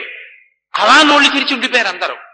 చాలా తేలికగా ధనస్సుని నిలబెట్టడం, తాడు విప్పడం, కట్టేయడం, వంచేయడం, వింటినాడి లాగడం, అది మధ్యలోకి 2 ముక్కల కింద విరిగిపోవడం అయిపోయింది. పెద్ద మెరుపు మెరిసి పిడుగుపడినట్టయి అంతఃపురం అంతా కదిలిపోయింది. ఆ చప్పుడికి, ఆ ధ్వనికి, ఆ కాంతికి అక్కడున్న వాళ్ళందరూ మూర్ఛపోయారు. 4 నిలబడ్డవాళ్ళు. 1 రాముడు, 2 లక్ష్మణుడు, 3 విశ్వామిత్రుడు, 4 జనకుడు. వీళ్ళు 4. ఇప్పటి వరకు ఎదురు చూస్తున్నాడు, ఎక్కడో నరుడి రూపంలో ఉన్నాడని వెతుకుతున్నాడు. చూశాడంతే, పరవశించిపోయాడు విశ్వామిత్రుడు. పరవశించిపోయి, అబ్బా ఇన్నాళ్ళకి నాకు అల్లుడు దొరికాడు, శివధనస్సుని ఎక్కువ పెట్టగలిగిన వాడు దొరికాడు. అంతే విశ్వామిత్ర మహర్షి వంక చూసి అత్యద్భుతం అచింత్యంచా అతర్కితమిదం మియా అన్నాడు. ఇది అత్యద్భుతం, నేను ఊహించలేదు. ఏమిటి అసలు రహస్యం? నరుడి రూపంలో ఉన్న పరబ్రహ్మం తెలుస్తున్నాడు, కనబడ్డాడు. మాయాస్వరూపిణిని భరించగలిగిన వాడు దొరికిపోయాడు. పైకి ఆయన అనకూడదు, నరుడి కథ కాబట్టి ఊరుకున్నాడు. అత్యద్భుతమతించా అతర్కితమిదం మియా, ఇంకా దీని మీద వాదన లేదు అని జనకానాం కులే కీర్తిం నాహరిష్యతి మే సుత సీతా భర్తారమాసాద్య రామం దశరథాత్మజం. నా కూతురు మహాభాగ్యాన్ని పొందింది. నా కూతురు రామచంద్రమూర్తికి ఇల్లాలు కాకపోతోంది దశరథ మహారాజుకి. వెంటనే సువర్ణ కలశాన్ని జలములతో ఉన్నదాన్ని తీసుకుని వచ్చి కన్యాదానం చేస్తానని నీళ్లు పోయిపోయాడు రాముడి చేతిలో. ఇక్కడ చెప్పలేదు మహర్షి, మళ్ళీ అయోధ్యకాండలో చెప్పారు. మొన్న మీతో ప్రస్తావన చేశా. దీయమానాం నతుతదా ప్రతిజగ్రాహ రాఘవ. ఆయన అవిజ్ఞాయ పితుశ్చంధ అయోధ్యాధిపతే ప్రభో. కన్యాదానం చేస్తానని నీళ్లు పోస్తుంటే అలా నేను పుచ్చుకోను.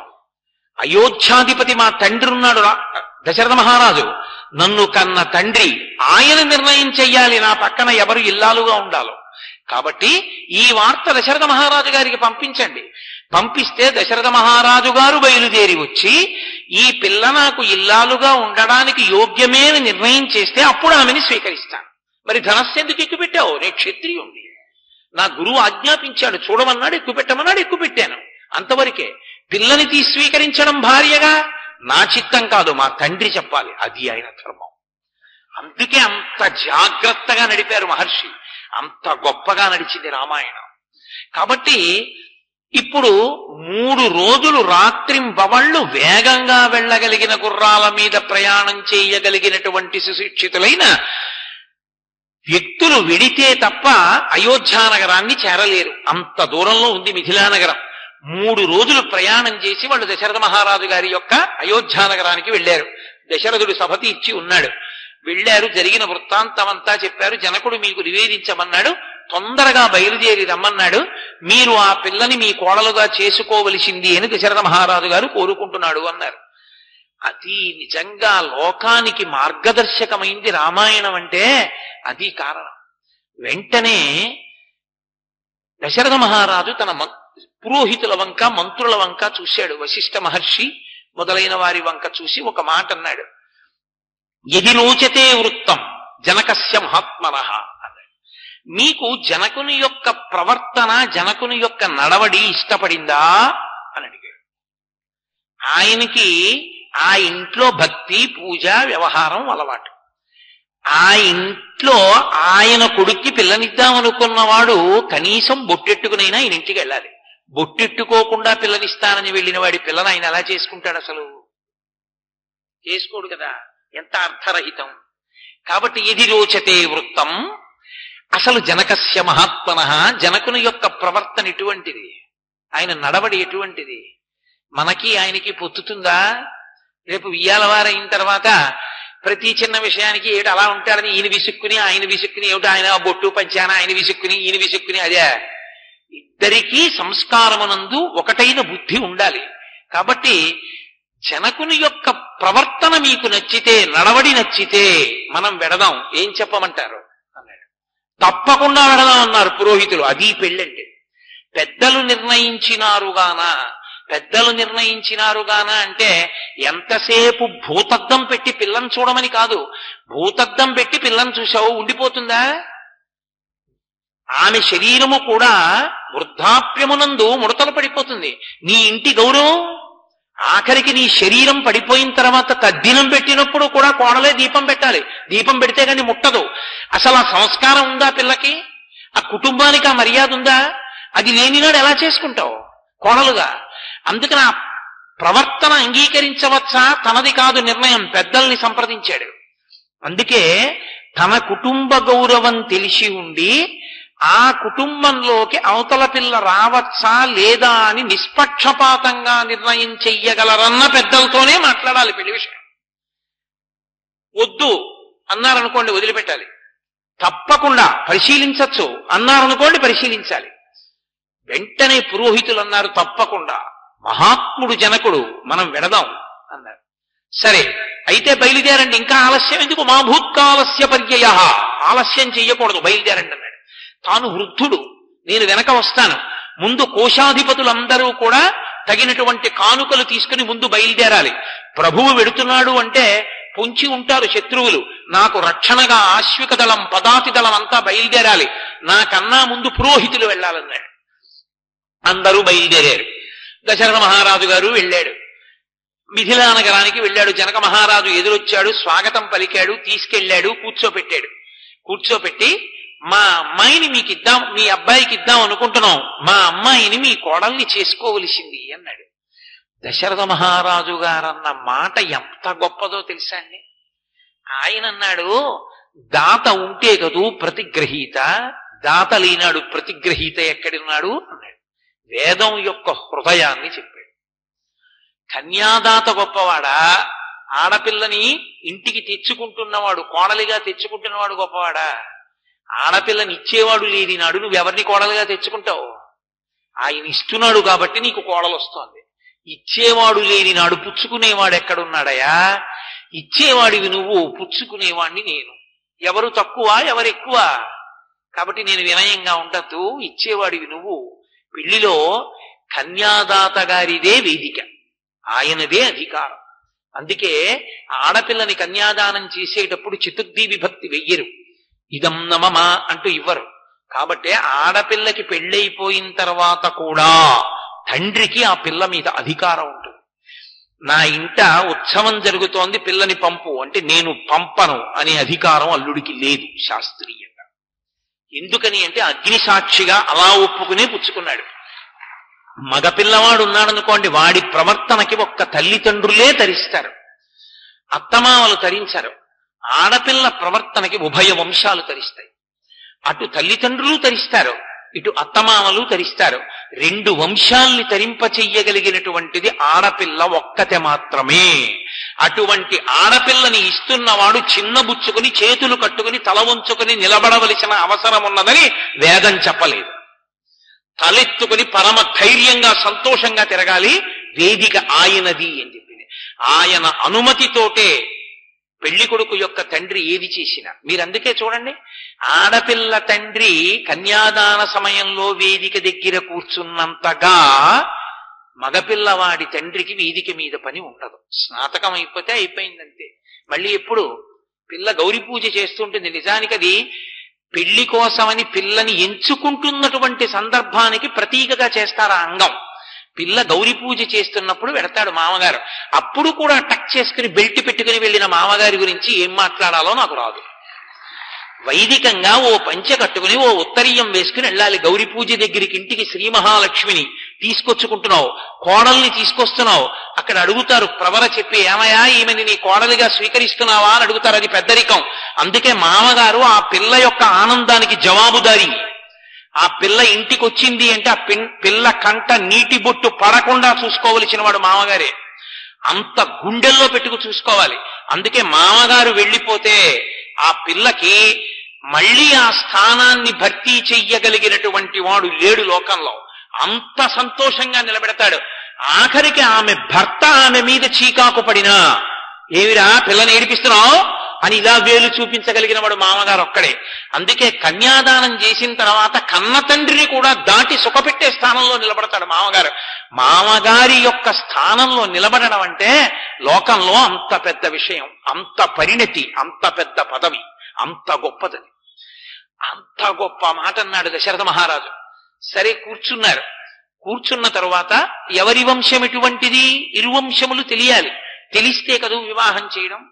పెళ్లి మాటలు మాట్లాడుకోవడం అన్న మాటకు అర్థం ఏంటంటే, అర్థరహితంగా పెళ్లి మాటలు మాట్లాడుకోవడం అంటే వాళ్ళకి ఐశ్వర్యం ఎంతుంది, వీళ్ళకి ఐశ్వర్యం ఎంతుంది, పెళ్లిలో అంగాలు ఎన్ని ఉన్నాయి, ప్యాంట్లు ఎన్ని ఎడతారు, చొక్కాలు ఎన్ని ఎడతారు, చీరలు ఎన్ని ఎడతారు, నీ బతుకంతా వెళ్ళిపోతుందా వాటితో? ఎందుకు వచ్చిన అల్లరది? పెట్టేవి పెట్టకుండా ఉంటారా? ఎలాగో పెడతారు. అవి లేకపోతే బట్టలు ఇప్పుడు తిరుగుతావా? ఏ బట్టలే కొనుక్కోలేవా? నీ కొడుక్కి ఓ పంచల చాపో ప్యాంటు సొక్కాయే కొనలేవా పెళ్లికి? ఎందుకంత ప్రతి చిన్న విషయానికి అడుక్కు తినడం? ప్రతిదానికి గుడులు ఎలా ఉండాలో కూడా అడగడం, బిందెలు ఎలా ఉండాలో అడగడం. ఎందుకంత భిక్షాటన? గంభీరంగా ఒక మామగారిగా నిలబడలేవు, పరమ సంతోషంగా బియ్యం అందలేరు. అసలు పెళ్లి అనేటప్పటికీ భోజనం మానేసేది ఎవరంటే వియ్యపురాలి. అమ్మో, అది లేకపోతే వియ్యపురాలు ఎందుకు అవుతుంది? పెళ్లి అంటే ఎంత బాగా చేయండి, కోపం వస్తేనే వియ్యపురాలు. అది చక్రవర్తి పదం అనుకుంటారు తప్ప, అయ్యో అత్తగారిని అవుతున్నాను, కోడలు వస్తోంది, నేను ఎంత పరిణతితో ఉండాలి, ఎంత పెద్దరికంతో ఉండాలి, ఎంత మర్యాదతో శాస్త్రం మాట్లాడింది, అసలు అవగాహనేది. అందుకే అన్నారు, అసలు మనుష్యత్వం ప్రపంచంలో బ్రతికుండాలంటే రామాయణం వింటూ ఉండాలన్నారు. రామాయణం ఎంతకాలం చెప్పబడుతుందో, రామాయణం ఎంతకాలం వింటారో అంతకాలము నరత్వము బ్రతుకుతుంది అన్నారు. కారణం శ్రీరామాయణమునందు సమస్త రహస్యములు నిక్షేపించుటయే. కాబట్టి ఇప్పుడు వాళ్ళిద్దరూ ఇచ్చి పుచ్చుకోవచ్చా అన్న విషయంలో కానుకల విషయం కాదు. ఇరు వంశములు ఎటువంటివి, ఇరు వంశములలో ఉన్న పెద్దలు ఎటువంటి వారు? కనీసంలో కనీసం 6 తరాలు చెప్పగలడా వియ్యంకుడు? మీ తండ్రి గారు, తాతగారు, ముత్తాతగారు, ఆ పైన ఇంకో 2 పేర్లు చెప్పండి ఏం చేసేవారో అని అడిగారు అనుకోండి. మా ముత్తాతగారి విషయం నేను ఒకసారి కనుక్కుంటాను ఉండండి అని వెంటనే సెల్ అట్టుకున్నాడు అనుకోండి, ఓ నమస్కారం పెట్టచ్చు. ముత్తాతగారే తెలియనివాడు, ప్రవరే చెప్పలేనివాడు, వాడి ఇంక అసలు తన బిడ్డల తన పితృదేవతల విషయంలో గౌరవం లేనివాడు ఇంకా ఏ విధంగా లోకంలో మర్యాద నిలబెట్టుకోగలడు? మహానుభావుడు, ఇంటి పురోహితుడంటే అది. రామచంద్రమూర్తికి పేరు పెట్టి యుగాలు మారిపోయిన లోకాన్ని ఉద్ధరించడానికి పౌరోహిత్యం ఒప్పుకున్నవాడు వశిష్ఠ మహర్షి. ఆయన కర్మ కాలిపోయా. ఆ వంశంలో పుట్టిన మహాపురుషుల యొక్క పేర్లు అటువంటివి. అంత గొప్పవాళ్ళు. కూర్చోపెట్టారు. జనక మహారాజు గారి పక్షాన్న శతానందుడు. శతానందుడు అంటే సామాన్యుడు కాడు, గౌతమ మహర్షి అహల్య యొక్క సంతానం. శతానందుడు అటువైపు కూర్చున్నాడు. విశ్వామిత్ర వశిష్ఠ మహర్షులు ఇటువైపు కూర్చున్నారు. కూర్చుని వాళ్ళందరూ చెప్తున్నారు, ఇరువంశములు సరిపోతాయా? ఈ 2 పిల్లలకి పెళ్లి చెయ్యొచ్చా? దశరథుడు జనకుడు వియ్యం అందచ్చా? అది అక్కడ నిర్ణయించవలసింది. అసలు దశరథ మహారాజు గారి వంశం ఏమిటి? దశరథ మహారాజు గారి వంశంలో పుట్టిన వాళ్ళు ఎవరు? దశరథుడు చెప్పుకోవడం కాదు. దశరథుడు చెప్పుకుంటే 10 మందిలో కొన్ని చెప్పచ్చు, చెప్పకపోవచ్చు. ఇంటి పురోహితుడు చెప్పాలి. పురోహితుడంటే పురము యొక్క హితమును కోరువాడు, అవతల పక్షాన్ని కూడా సంతోషంగా ఉండాలి, నిష్పక్షపాతంగా చెప్పగలిగిన వాడై ఉండాలి. అందుకని వశిష్ఠ మహర్షి చెప్పడం ప్రారంభం చేశారు. అవ్యక్తమైనటువంటి స్వరూపమునందు పరబ్రహ్మం ఉండేది. అవ్యక్తమైన స్వరూపము నుండి పరబ్రహ్మము వ్యక్తమై చతుర్ముఖ బ్రహ్మగారు వచ్చారు. చతుర్ముఖ బ్రహ్మగారి యొక్క కొడుకు మరీచి, మరీచి యొక్క కుమారుడు కశ్యపుడు, ఆ కశ్యపుని యొక్క కుమారుడు సూర్యనారాయణమూర్తి, సూర్య భగవానుడు. ఆ సూర్యనారాయణమూర్తి యొక్క కొడుకు మనువు, ఆ మనువు యొక్క కొడుకు ఇక్ష్వాకు. ఆ ఇక్ష్వాకువే మొట్టమొదట అయోధ్యానగరాన్ని రాజధాని చేసుకుని పరిపాలన చేయడం ప్రారంభం చేశాడు. అక్కడ ప్రారంభమైంది వంశం అన్నాడు. అని ఆ ఇక్ష్వాకువు యొక్క కొడుకు కుక్షి, ఆ కుక్షి యొక్క కుమారుడు వికుక్షి, ఆ వికుక్షి యొక్క కుమారుడు బాణుడు, బాణుని యొక్క కుమారుడు అనరణ్యుడు, ఆ అనరణ్యుని యొక్క కుమారుడు పృథువు, ఆ పృథువు యొక్క కుమారుడు త్రిశంకువు, ఆ త్రిశంకువు యొక్క కుమారుడు దుందుమారుడు, దుందుమారుని యొక్క కుమారుడు మాంధాత, మాంధాత యొక్క కుమారుడు సుసంధి, ఆ సుసంధి యొక్క కుమారుడు ధ్రువసంధి, ప్రసేనజిత్ అని ఇద్దరు కుమారులు.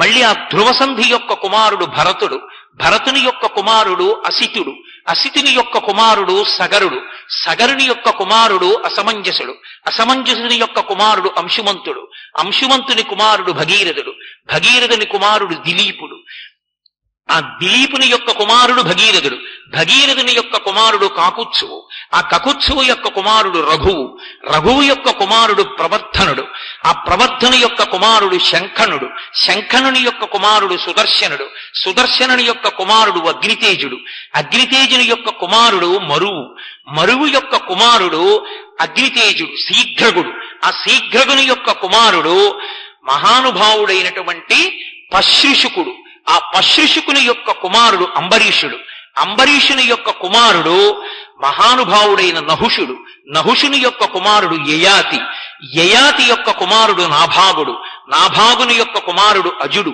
అజుని యొక్క కుమారుడు దశరథుడు, ఆ దశరథుని కుమారులే రామలక్ష్మణుడు.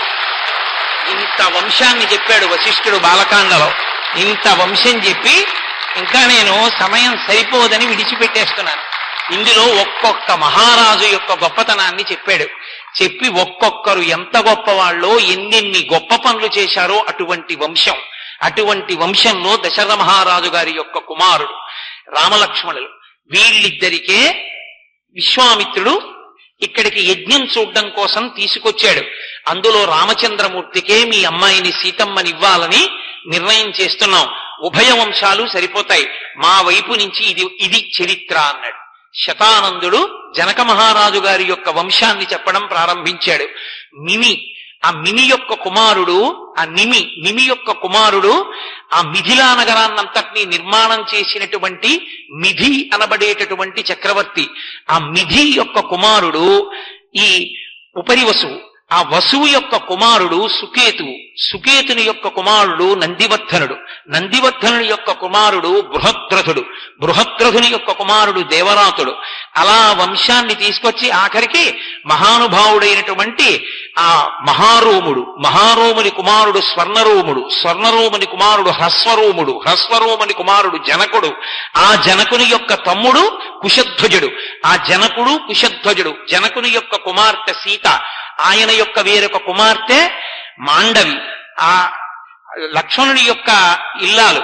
అలాగే అవతల పక్కన ఆయన యొక్క తమ్ముడైనటువంటి కుశధ్వజుని యొక్క కుమారులు మాండవి, శృతకీర్తి అని నిర్ణయం చేస్తే అప్పుడు వశిష్ఠ మహర్షి ఒక ప్రతిపాదన చేశారు. జనక మహారాజు గారి యొక్క కుమారులైనటువంటి ఈ జనక మహారాజు గారి యొక్క కుమార్తెలైనటువంటి వాళ్ళు ఇద్దరినీ కూడా దశరథ మహారాజు గారి యొక్క కుమారులైనటువంటి రామలక్ష్మణులకిచ్చి వివాహం చేద్దామని. అక్కడికి నిశ్చయమైనటువంటి వివాహం కేవలం రామలక్ష్మణులదే. అప్పుడు విశ్వామిత్రుడు జోక్యం చేసుకుని ఆయన అన్నాడు, భరతస్య కుమారస్య శత్రుఘ్నస్య చ ధీమతః వరయామస్సుతే రాజన్ తయోరర్థే మహాత్మనోహో అన్నాడు. మహానుభావ, నీకు తమ్ముడు కుశధ్వజుడున్నాడు, సాంకాస్యం అనేటటువంటి నగరాన్ని పరిపాలిస్తున్నాడు. పరమ సంతోషంతో జనక మహారాజు గారు కబురు చేశాడు. కబురు చేస్తే ఆ కుశధ్వజుడు కూడా గబగబా బయలుదేరి వచ్చాడు. అది అన్నదమ్ముల ప్రేమ అంటే.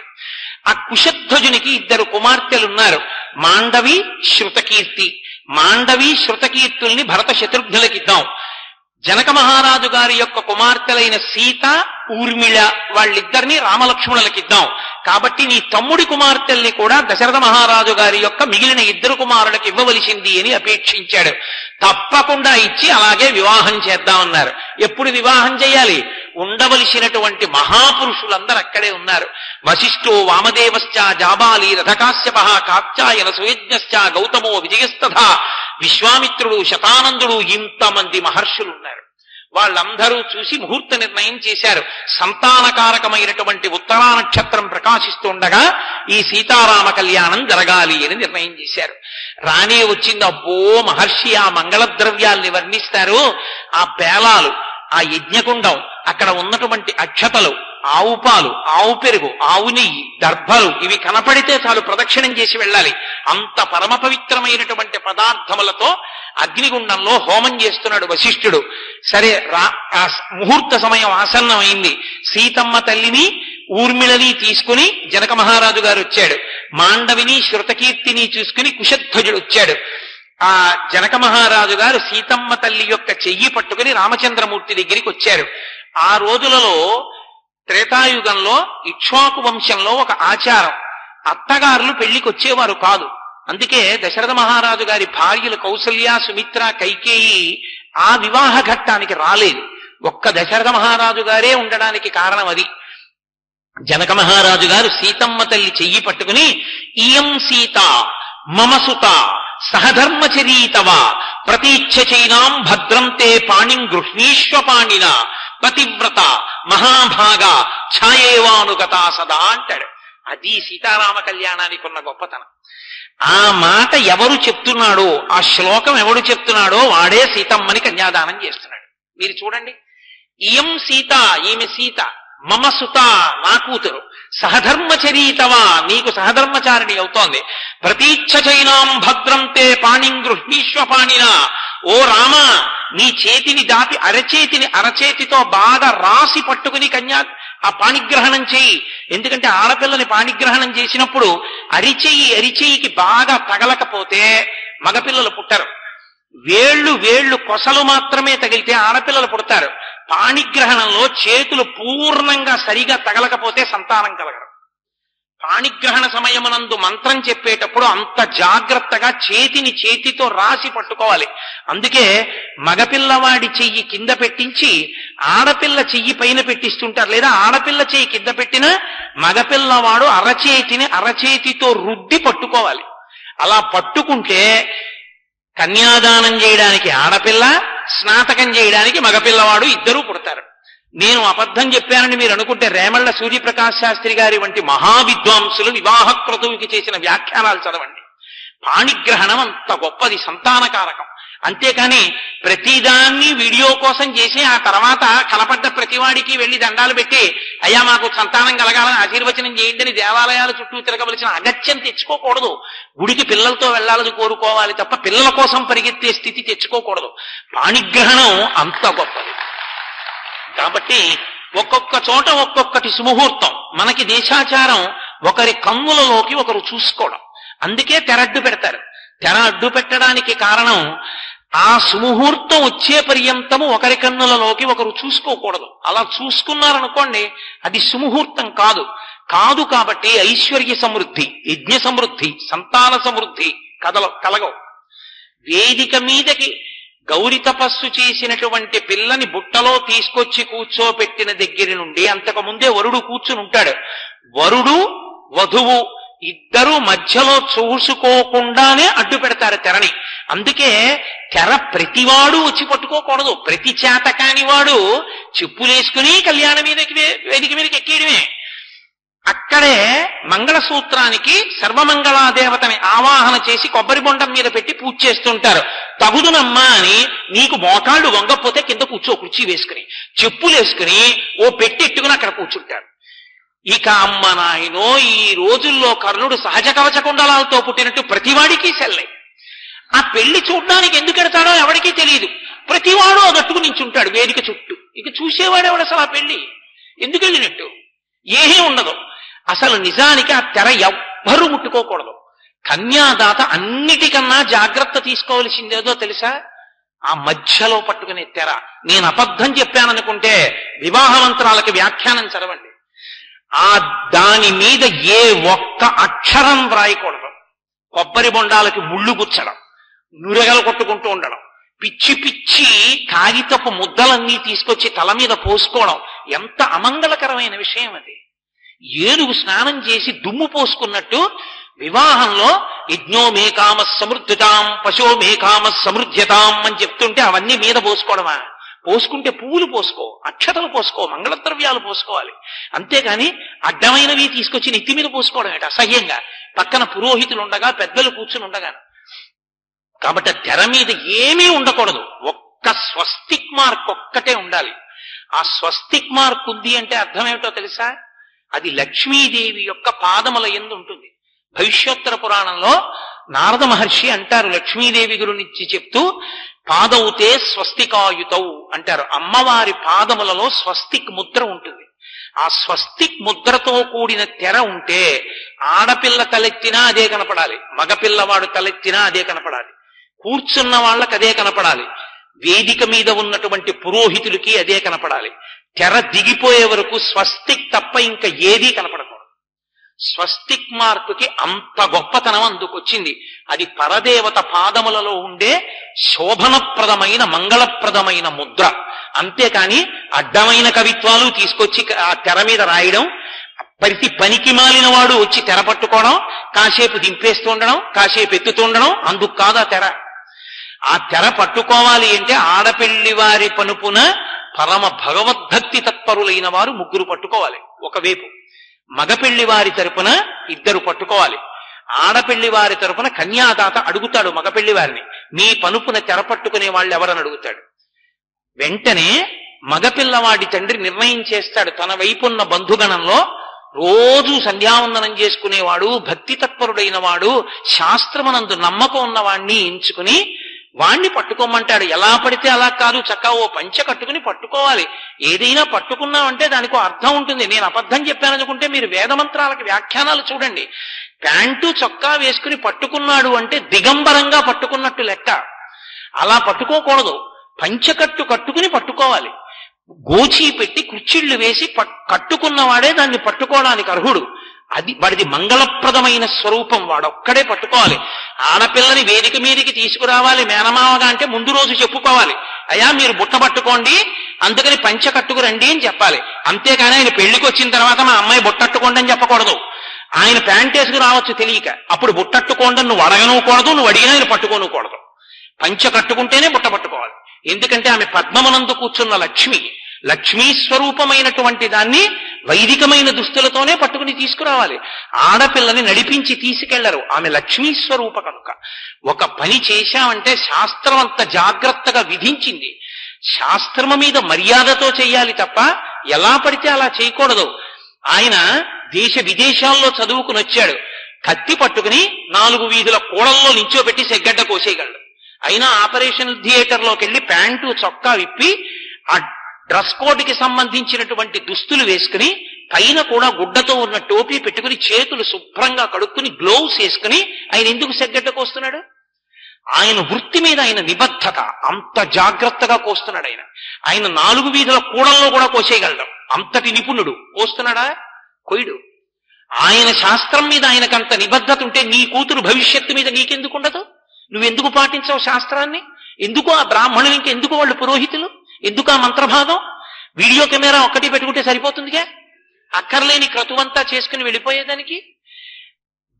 అలంకారం చేసుకోవడం మీద ఉన్న శ్రద్ధ మంత్రభాగం మీద, అసలు ఆచరణ మీద పెట్టుకుంటే దేవతలు అభ్యున్నతికి కారణం అవుతారు, మనని అనుగ్రహిస్తారు.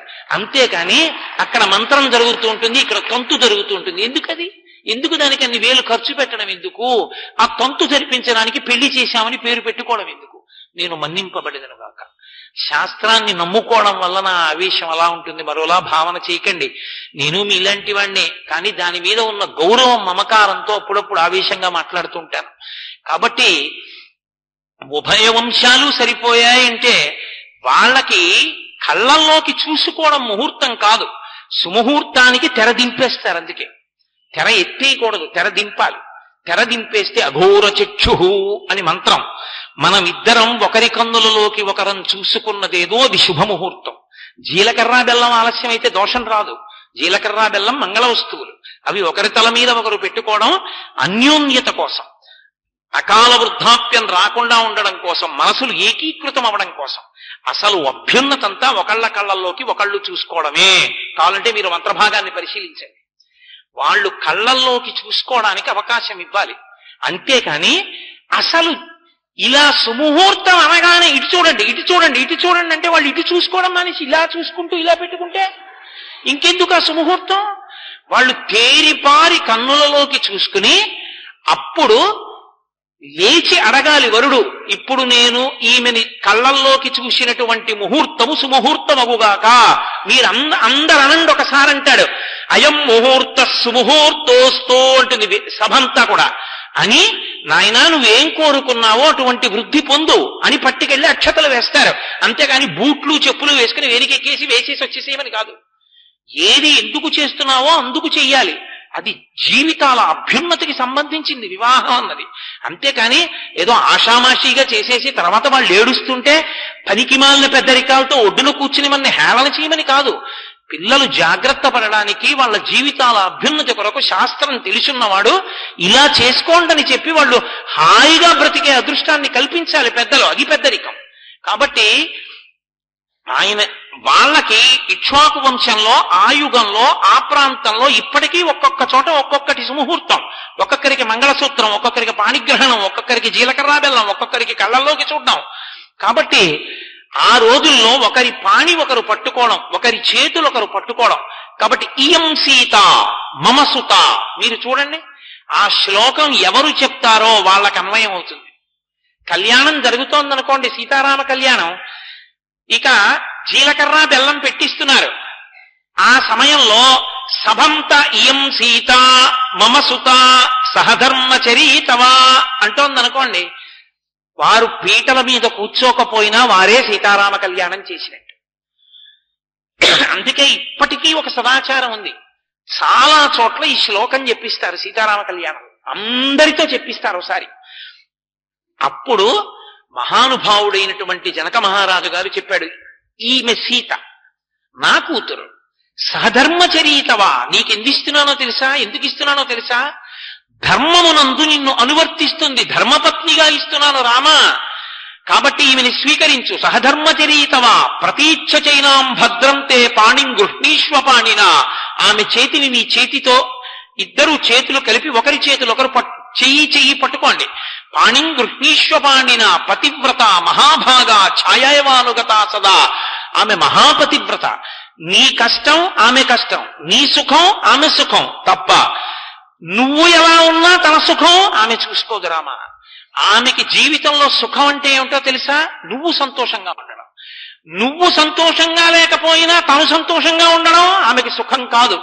నీ సుఖం ఆమె సుఖం. ఇదే సీతమ్మ తల్లి జీవితమంతా. మీరు చూడండి, ఆమెకి తన సుఖమన్న మాట లేనే లేదు. ఆమె సుఖమల్లా ఒక్కటే.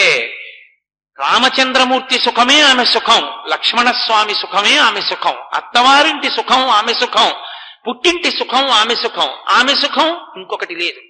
ఆమెకే కాదు, ఈ జాతిలో పుట్టిన ఏ ఆడపిల్ల జీవితమైనా అంతే. అందుకే ఆ ఆడపిల్ల యొక్క నడవడికి నెలకి 3 వానల్లో ఒక వాన పడింది. ఏ ఆడదైనా సరే చూడండి, ఏ మగవాడు లోకంలో కోరుకోడు మా ఆవిడ చేతుల్లో వెళ్ళిపోవాలని. కానీ ఆడది త్రికరణ శుద్ధిగా కోరుకుంటుంది, మా ఆయన చేతిలో వెళ్ళిపోవాలంట. ఆమెకి మంగళం కూడా ఏమిటి అంటే భర్త చేతిలో వెళ్ళిపోవడమే. ఎంత మందిని విడిచిపెట్టేస్తుంది, ఆ భర్తతో వెళ్ళిపోతుంది. భర్త పెట్టిందేదో అదే ఆమెకు అమృతం. మిగిలిన వాళ్ళు ఎంతమంది ఎన్ని తెచ్చి పెట్టండి, ఆమెకు అమృతం కాదు. ఆయనతో కలిసి ఉన్నదే ఆమెకి జీవితం, ఆయనతో కలిసి లేనిది ఆమెకి జీవితం కాదు. అది ఈ జాతీయందు స్త్రీ నమ్ముతుంది. రామాయణంలో జనక మహారాజు గారు కన్యాదానం చేస్తూ చెప్పిన శ్లోకం ఏదుందో అది సనాతన ధర్మంలో కన్యాదానానికి ఆయువు పొట్ట శ్లోకం. అంత గొప్ప శ్లోకాన్ని ఇచ్చారు మహర్షి అని. సహధర్మచరీతవా ప్రతీచ్ఛ చైనాం భద్రం తే పాణిం గృహ్ణీష్వ పాణినా పతివ్రత మహాభాగా ఛాయేవానుగతా సదా అన్నారు. నిన్ను నీడ ఎలా అనువర్తిస్తుందో అలా అనువర్తిస్తుంది రామ. నేను ముళ్ళ మించి నడవవలసి వచ్చిందనుకోండి, నా నీడ నువ్వు ముళ్ళ మీద పెడుతున్నావు కానీ నేను ముళ్ళ మీద రానని పక్కకి వెళ్ళదుగా, తను ముళ్ళ మీదే వస్తుంది. నీకు కష్టం వచ్చిన నాడు ఆమె కూడా ఆ కష్టాన్ని పంచుకుంటుంది తప్ప మాకు పుట్టింట్లో ఇలా అలవాట్లేదు సుమండి అని అనదు సీత. కష్ట సుఖాల్లో నీకు తోడు నీడ, నువ్వు నీ నీడ ఎలా విడివడి ఉండలో ఆమె అలా ఉంటుంది. అందుకే ఇప్పటికీ సనాతన ధర్మమునందు సదాచారం ఏమిటో తెలుసా? దంపతుల మధ్యలోంచి వెళ్ళరు, వెళ్ళకూడదు కూడా. దంపతుల మధ్యలోంచి వెళ్ళకూడదు. ఎందుకంటే వాళ్ళిద్దరూ మనస్సు శరీరము ఒకటైపోయినటువంటి స్వరూపం. వాళ్ళ పొరపాటున ఇద్దరి మధ్య నుంచి కూడా వెళ్ళకూడదు. ఎప్పుడైనా పొరపాటున దంపతులు అటు ఇటు నించునుంటే అమ్మ ఇటు రండి అనో, లేకపోతే ఆయన్ని అయ్యా మీరు ఇటు వెళ్ళండి అనో వెళ్ళాలి తప్ప ఇద్దరి మధ్యలోంచి కూడా వెళ్ళకూడదు. శాస్త్రం దాన్ని నిషేధించింది. అంత గొప్పది. అందుకే దంపతులు సంతోషంగా ఒకరి కొరకు ఒకరు బ్రతికేయడానికి ప్రయత్నించాలి కానీ ఏ కారణం చేత కూడా దంపతుల మధ్య వైషమ్యములు కలిగే ఒక్క మాట మాట్లాడడానికి వీల్లేదని చెప్పి ఎన్నడూ మాట్లాడకూడదు.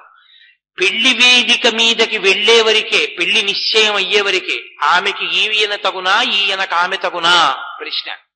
ఒక్కసారి పెళ్లి మీద పీటల మీద కూర్చున్నారనుకోండి, ఆమె ఈయనకి తగునా ఈయనకు ఆమె తగునా ప్రశ్న లేదు. ఒండరులు ఒకరికొరకొకరు పుట్టినారు అంతే ఆశీర్వచనం. ఇక వాళ్ళ జీవితంలో ఎప్పుడూ ఆ తీర్పు చెప్పకూడదు.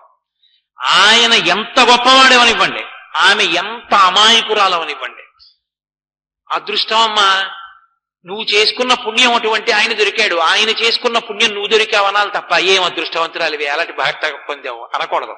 అంటే నీ అదృష్టం కలిసి వచ్చి భర్త అయ్యాడు తప్ప అందులో నీ అర్హత లేదన్నమాట. అందుకే మీరు పెద్దల మాటలు చూడండి. తగునీ చక్రి విదర్భరాజతకు తథ్యంబు వైదర్భయం తగునీ చక్రికి ఇంత మంచి తగునే దాంపత్యం ఈ ఇద్దరిం తగులం కట్టిన బ్రహ్మ నిర్పరిగదా దర్పాహ తారాతి మగడవుగా ఉట చక్రీ సుత చకిన్ మా పుణ్య మూలంబునం అంటారు పోతన గారు భాగవతంలో.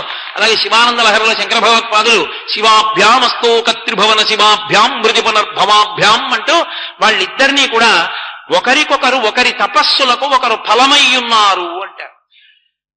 అంత గొప్పగా మాట్లాడతారు తప్ప ఒకరికన్నా ఒకరు తక్కువ ఒకరికన్నా ఒకరు ఎక్కువ అన్న మాటలు ఏమీ లేదు దాంపత్యంలో.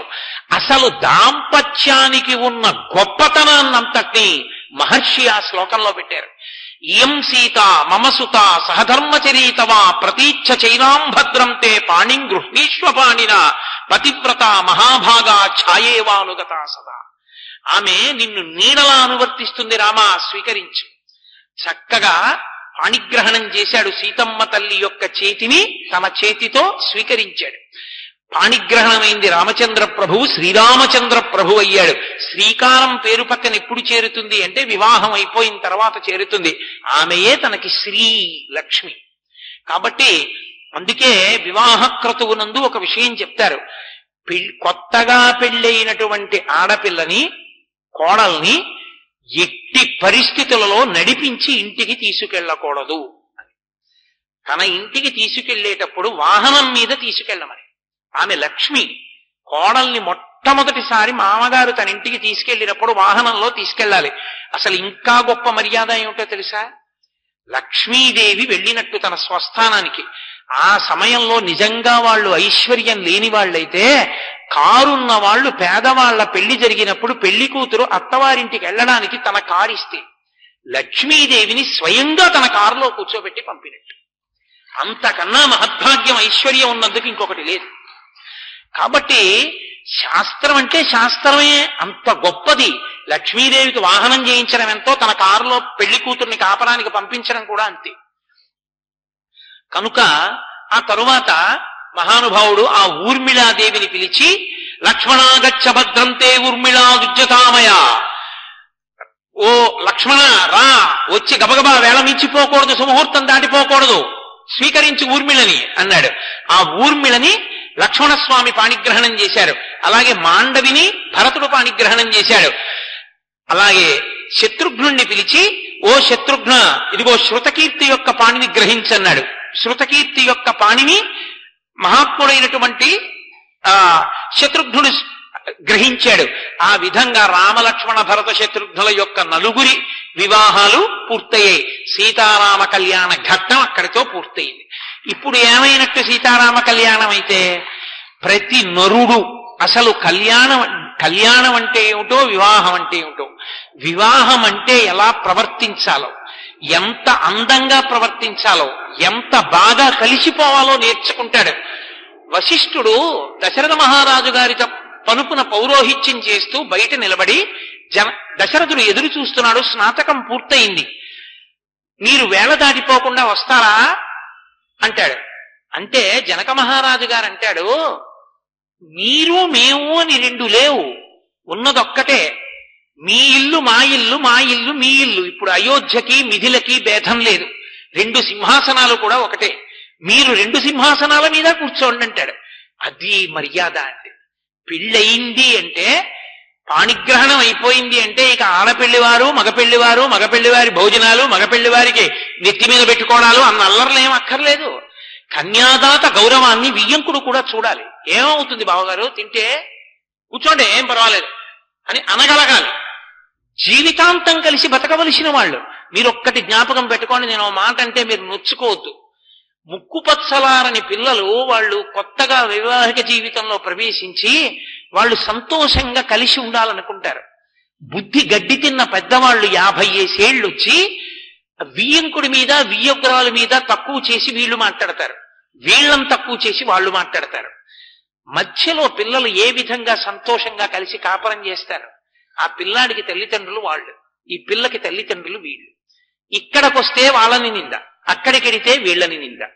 ఆ పిల్లలిద్దరూ ఏం సంతోషంగా పడుకుంటారు, ఏం సంతోషంగా కాపురం చేస్తారు. మీ అమ్మ నాన్నగారు మా నాన్నగారిని అలా అంటున్నారు, మా అమ్మని ఇలా అంటున్నారు, అలా కాకుండా మీ నాన్నగారు ఇలా చెయ్యొచ్చు కదా. ఏమి వాళ్ళ కర్మ?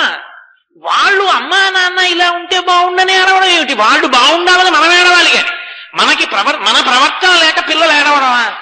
నేను ఎందుకు గుండెలు బాదుకు చెప్తున్నానంటే, ఎన్ని చోట్ల చూస్తున్నానో నేను ఇది, ఎన్ని చోట్ల నేను ఎక్కడికి వెళ్ళినా పాపం వచ్చి అడుగుతుంటారు నన్ను, ఏమండి ఇలా ఇబ్బందులు రావడం ఏమిటి? అసలు పరమేశ్వరుడు ఈ సృష్టిలో సృష్టి చెయ్యనిది ఒక్కటే సమస్య, దాన్ని ఆయన సృష్టించలేదు. తెచ్చుకున్నది ఎవరంటే మనమే. కారణం ఏంటంటే అహంకారంతో సర్దుకుపోలేని గుణం చేత ప్రతి చిన్న విషయాన్ని చిలవలు పలవలు చేసి సమస్య సృష్టించుకున్నవాడు నరుడు. అంతటా శాంతినిచ్చి అనుభవించమన్నవాడు పరమేశ్వరుడు. సమస్యలు ఆయన సృష్టిస్తే సృష్టిలో అయోమయం ఉందని గుర్తు. ఆయన అయోమయంతో సృష్టి చేయలేదు, ఆయన చక్కటి పరిణతితో చక్కటి వికసనంతో సృష్టినిచ్చాడు.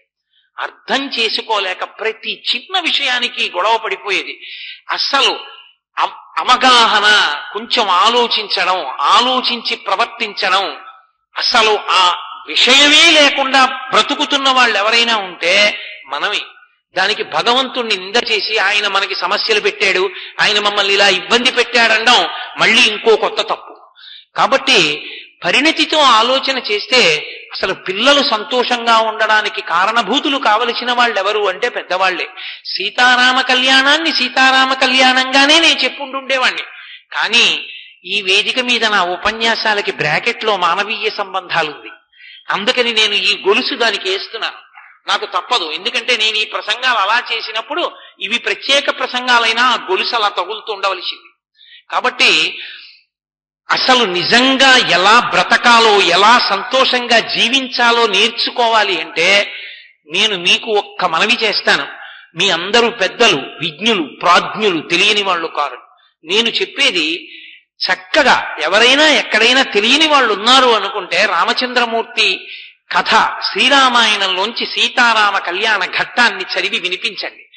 పెళ్లిళ్లు చేసుకునేవాళ్ళు బియ్యాల వారు ఇద్దరూ కూర్చుని ముందు అసలు చీరలేం పెట్టుకోవాలి, మధుపర్కాలు ఎక్కడి నుంచి తేవాలి పక్కన పెట్టండి, సీతారామ కళ్యాణ ఘట్టాన్ని ఇద్దరూ కలిసి చదువుకుని వినండి చాలు.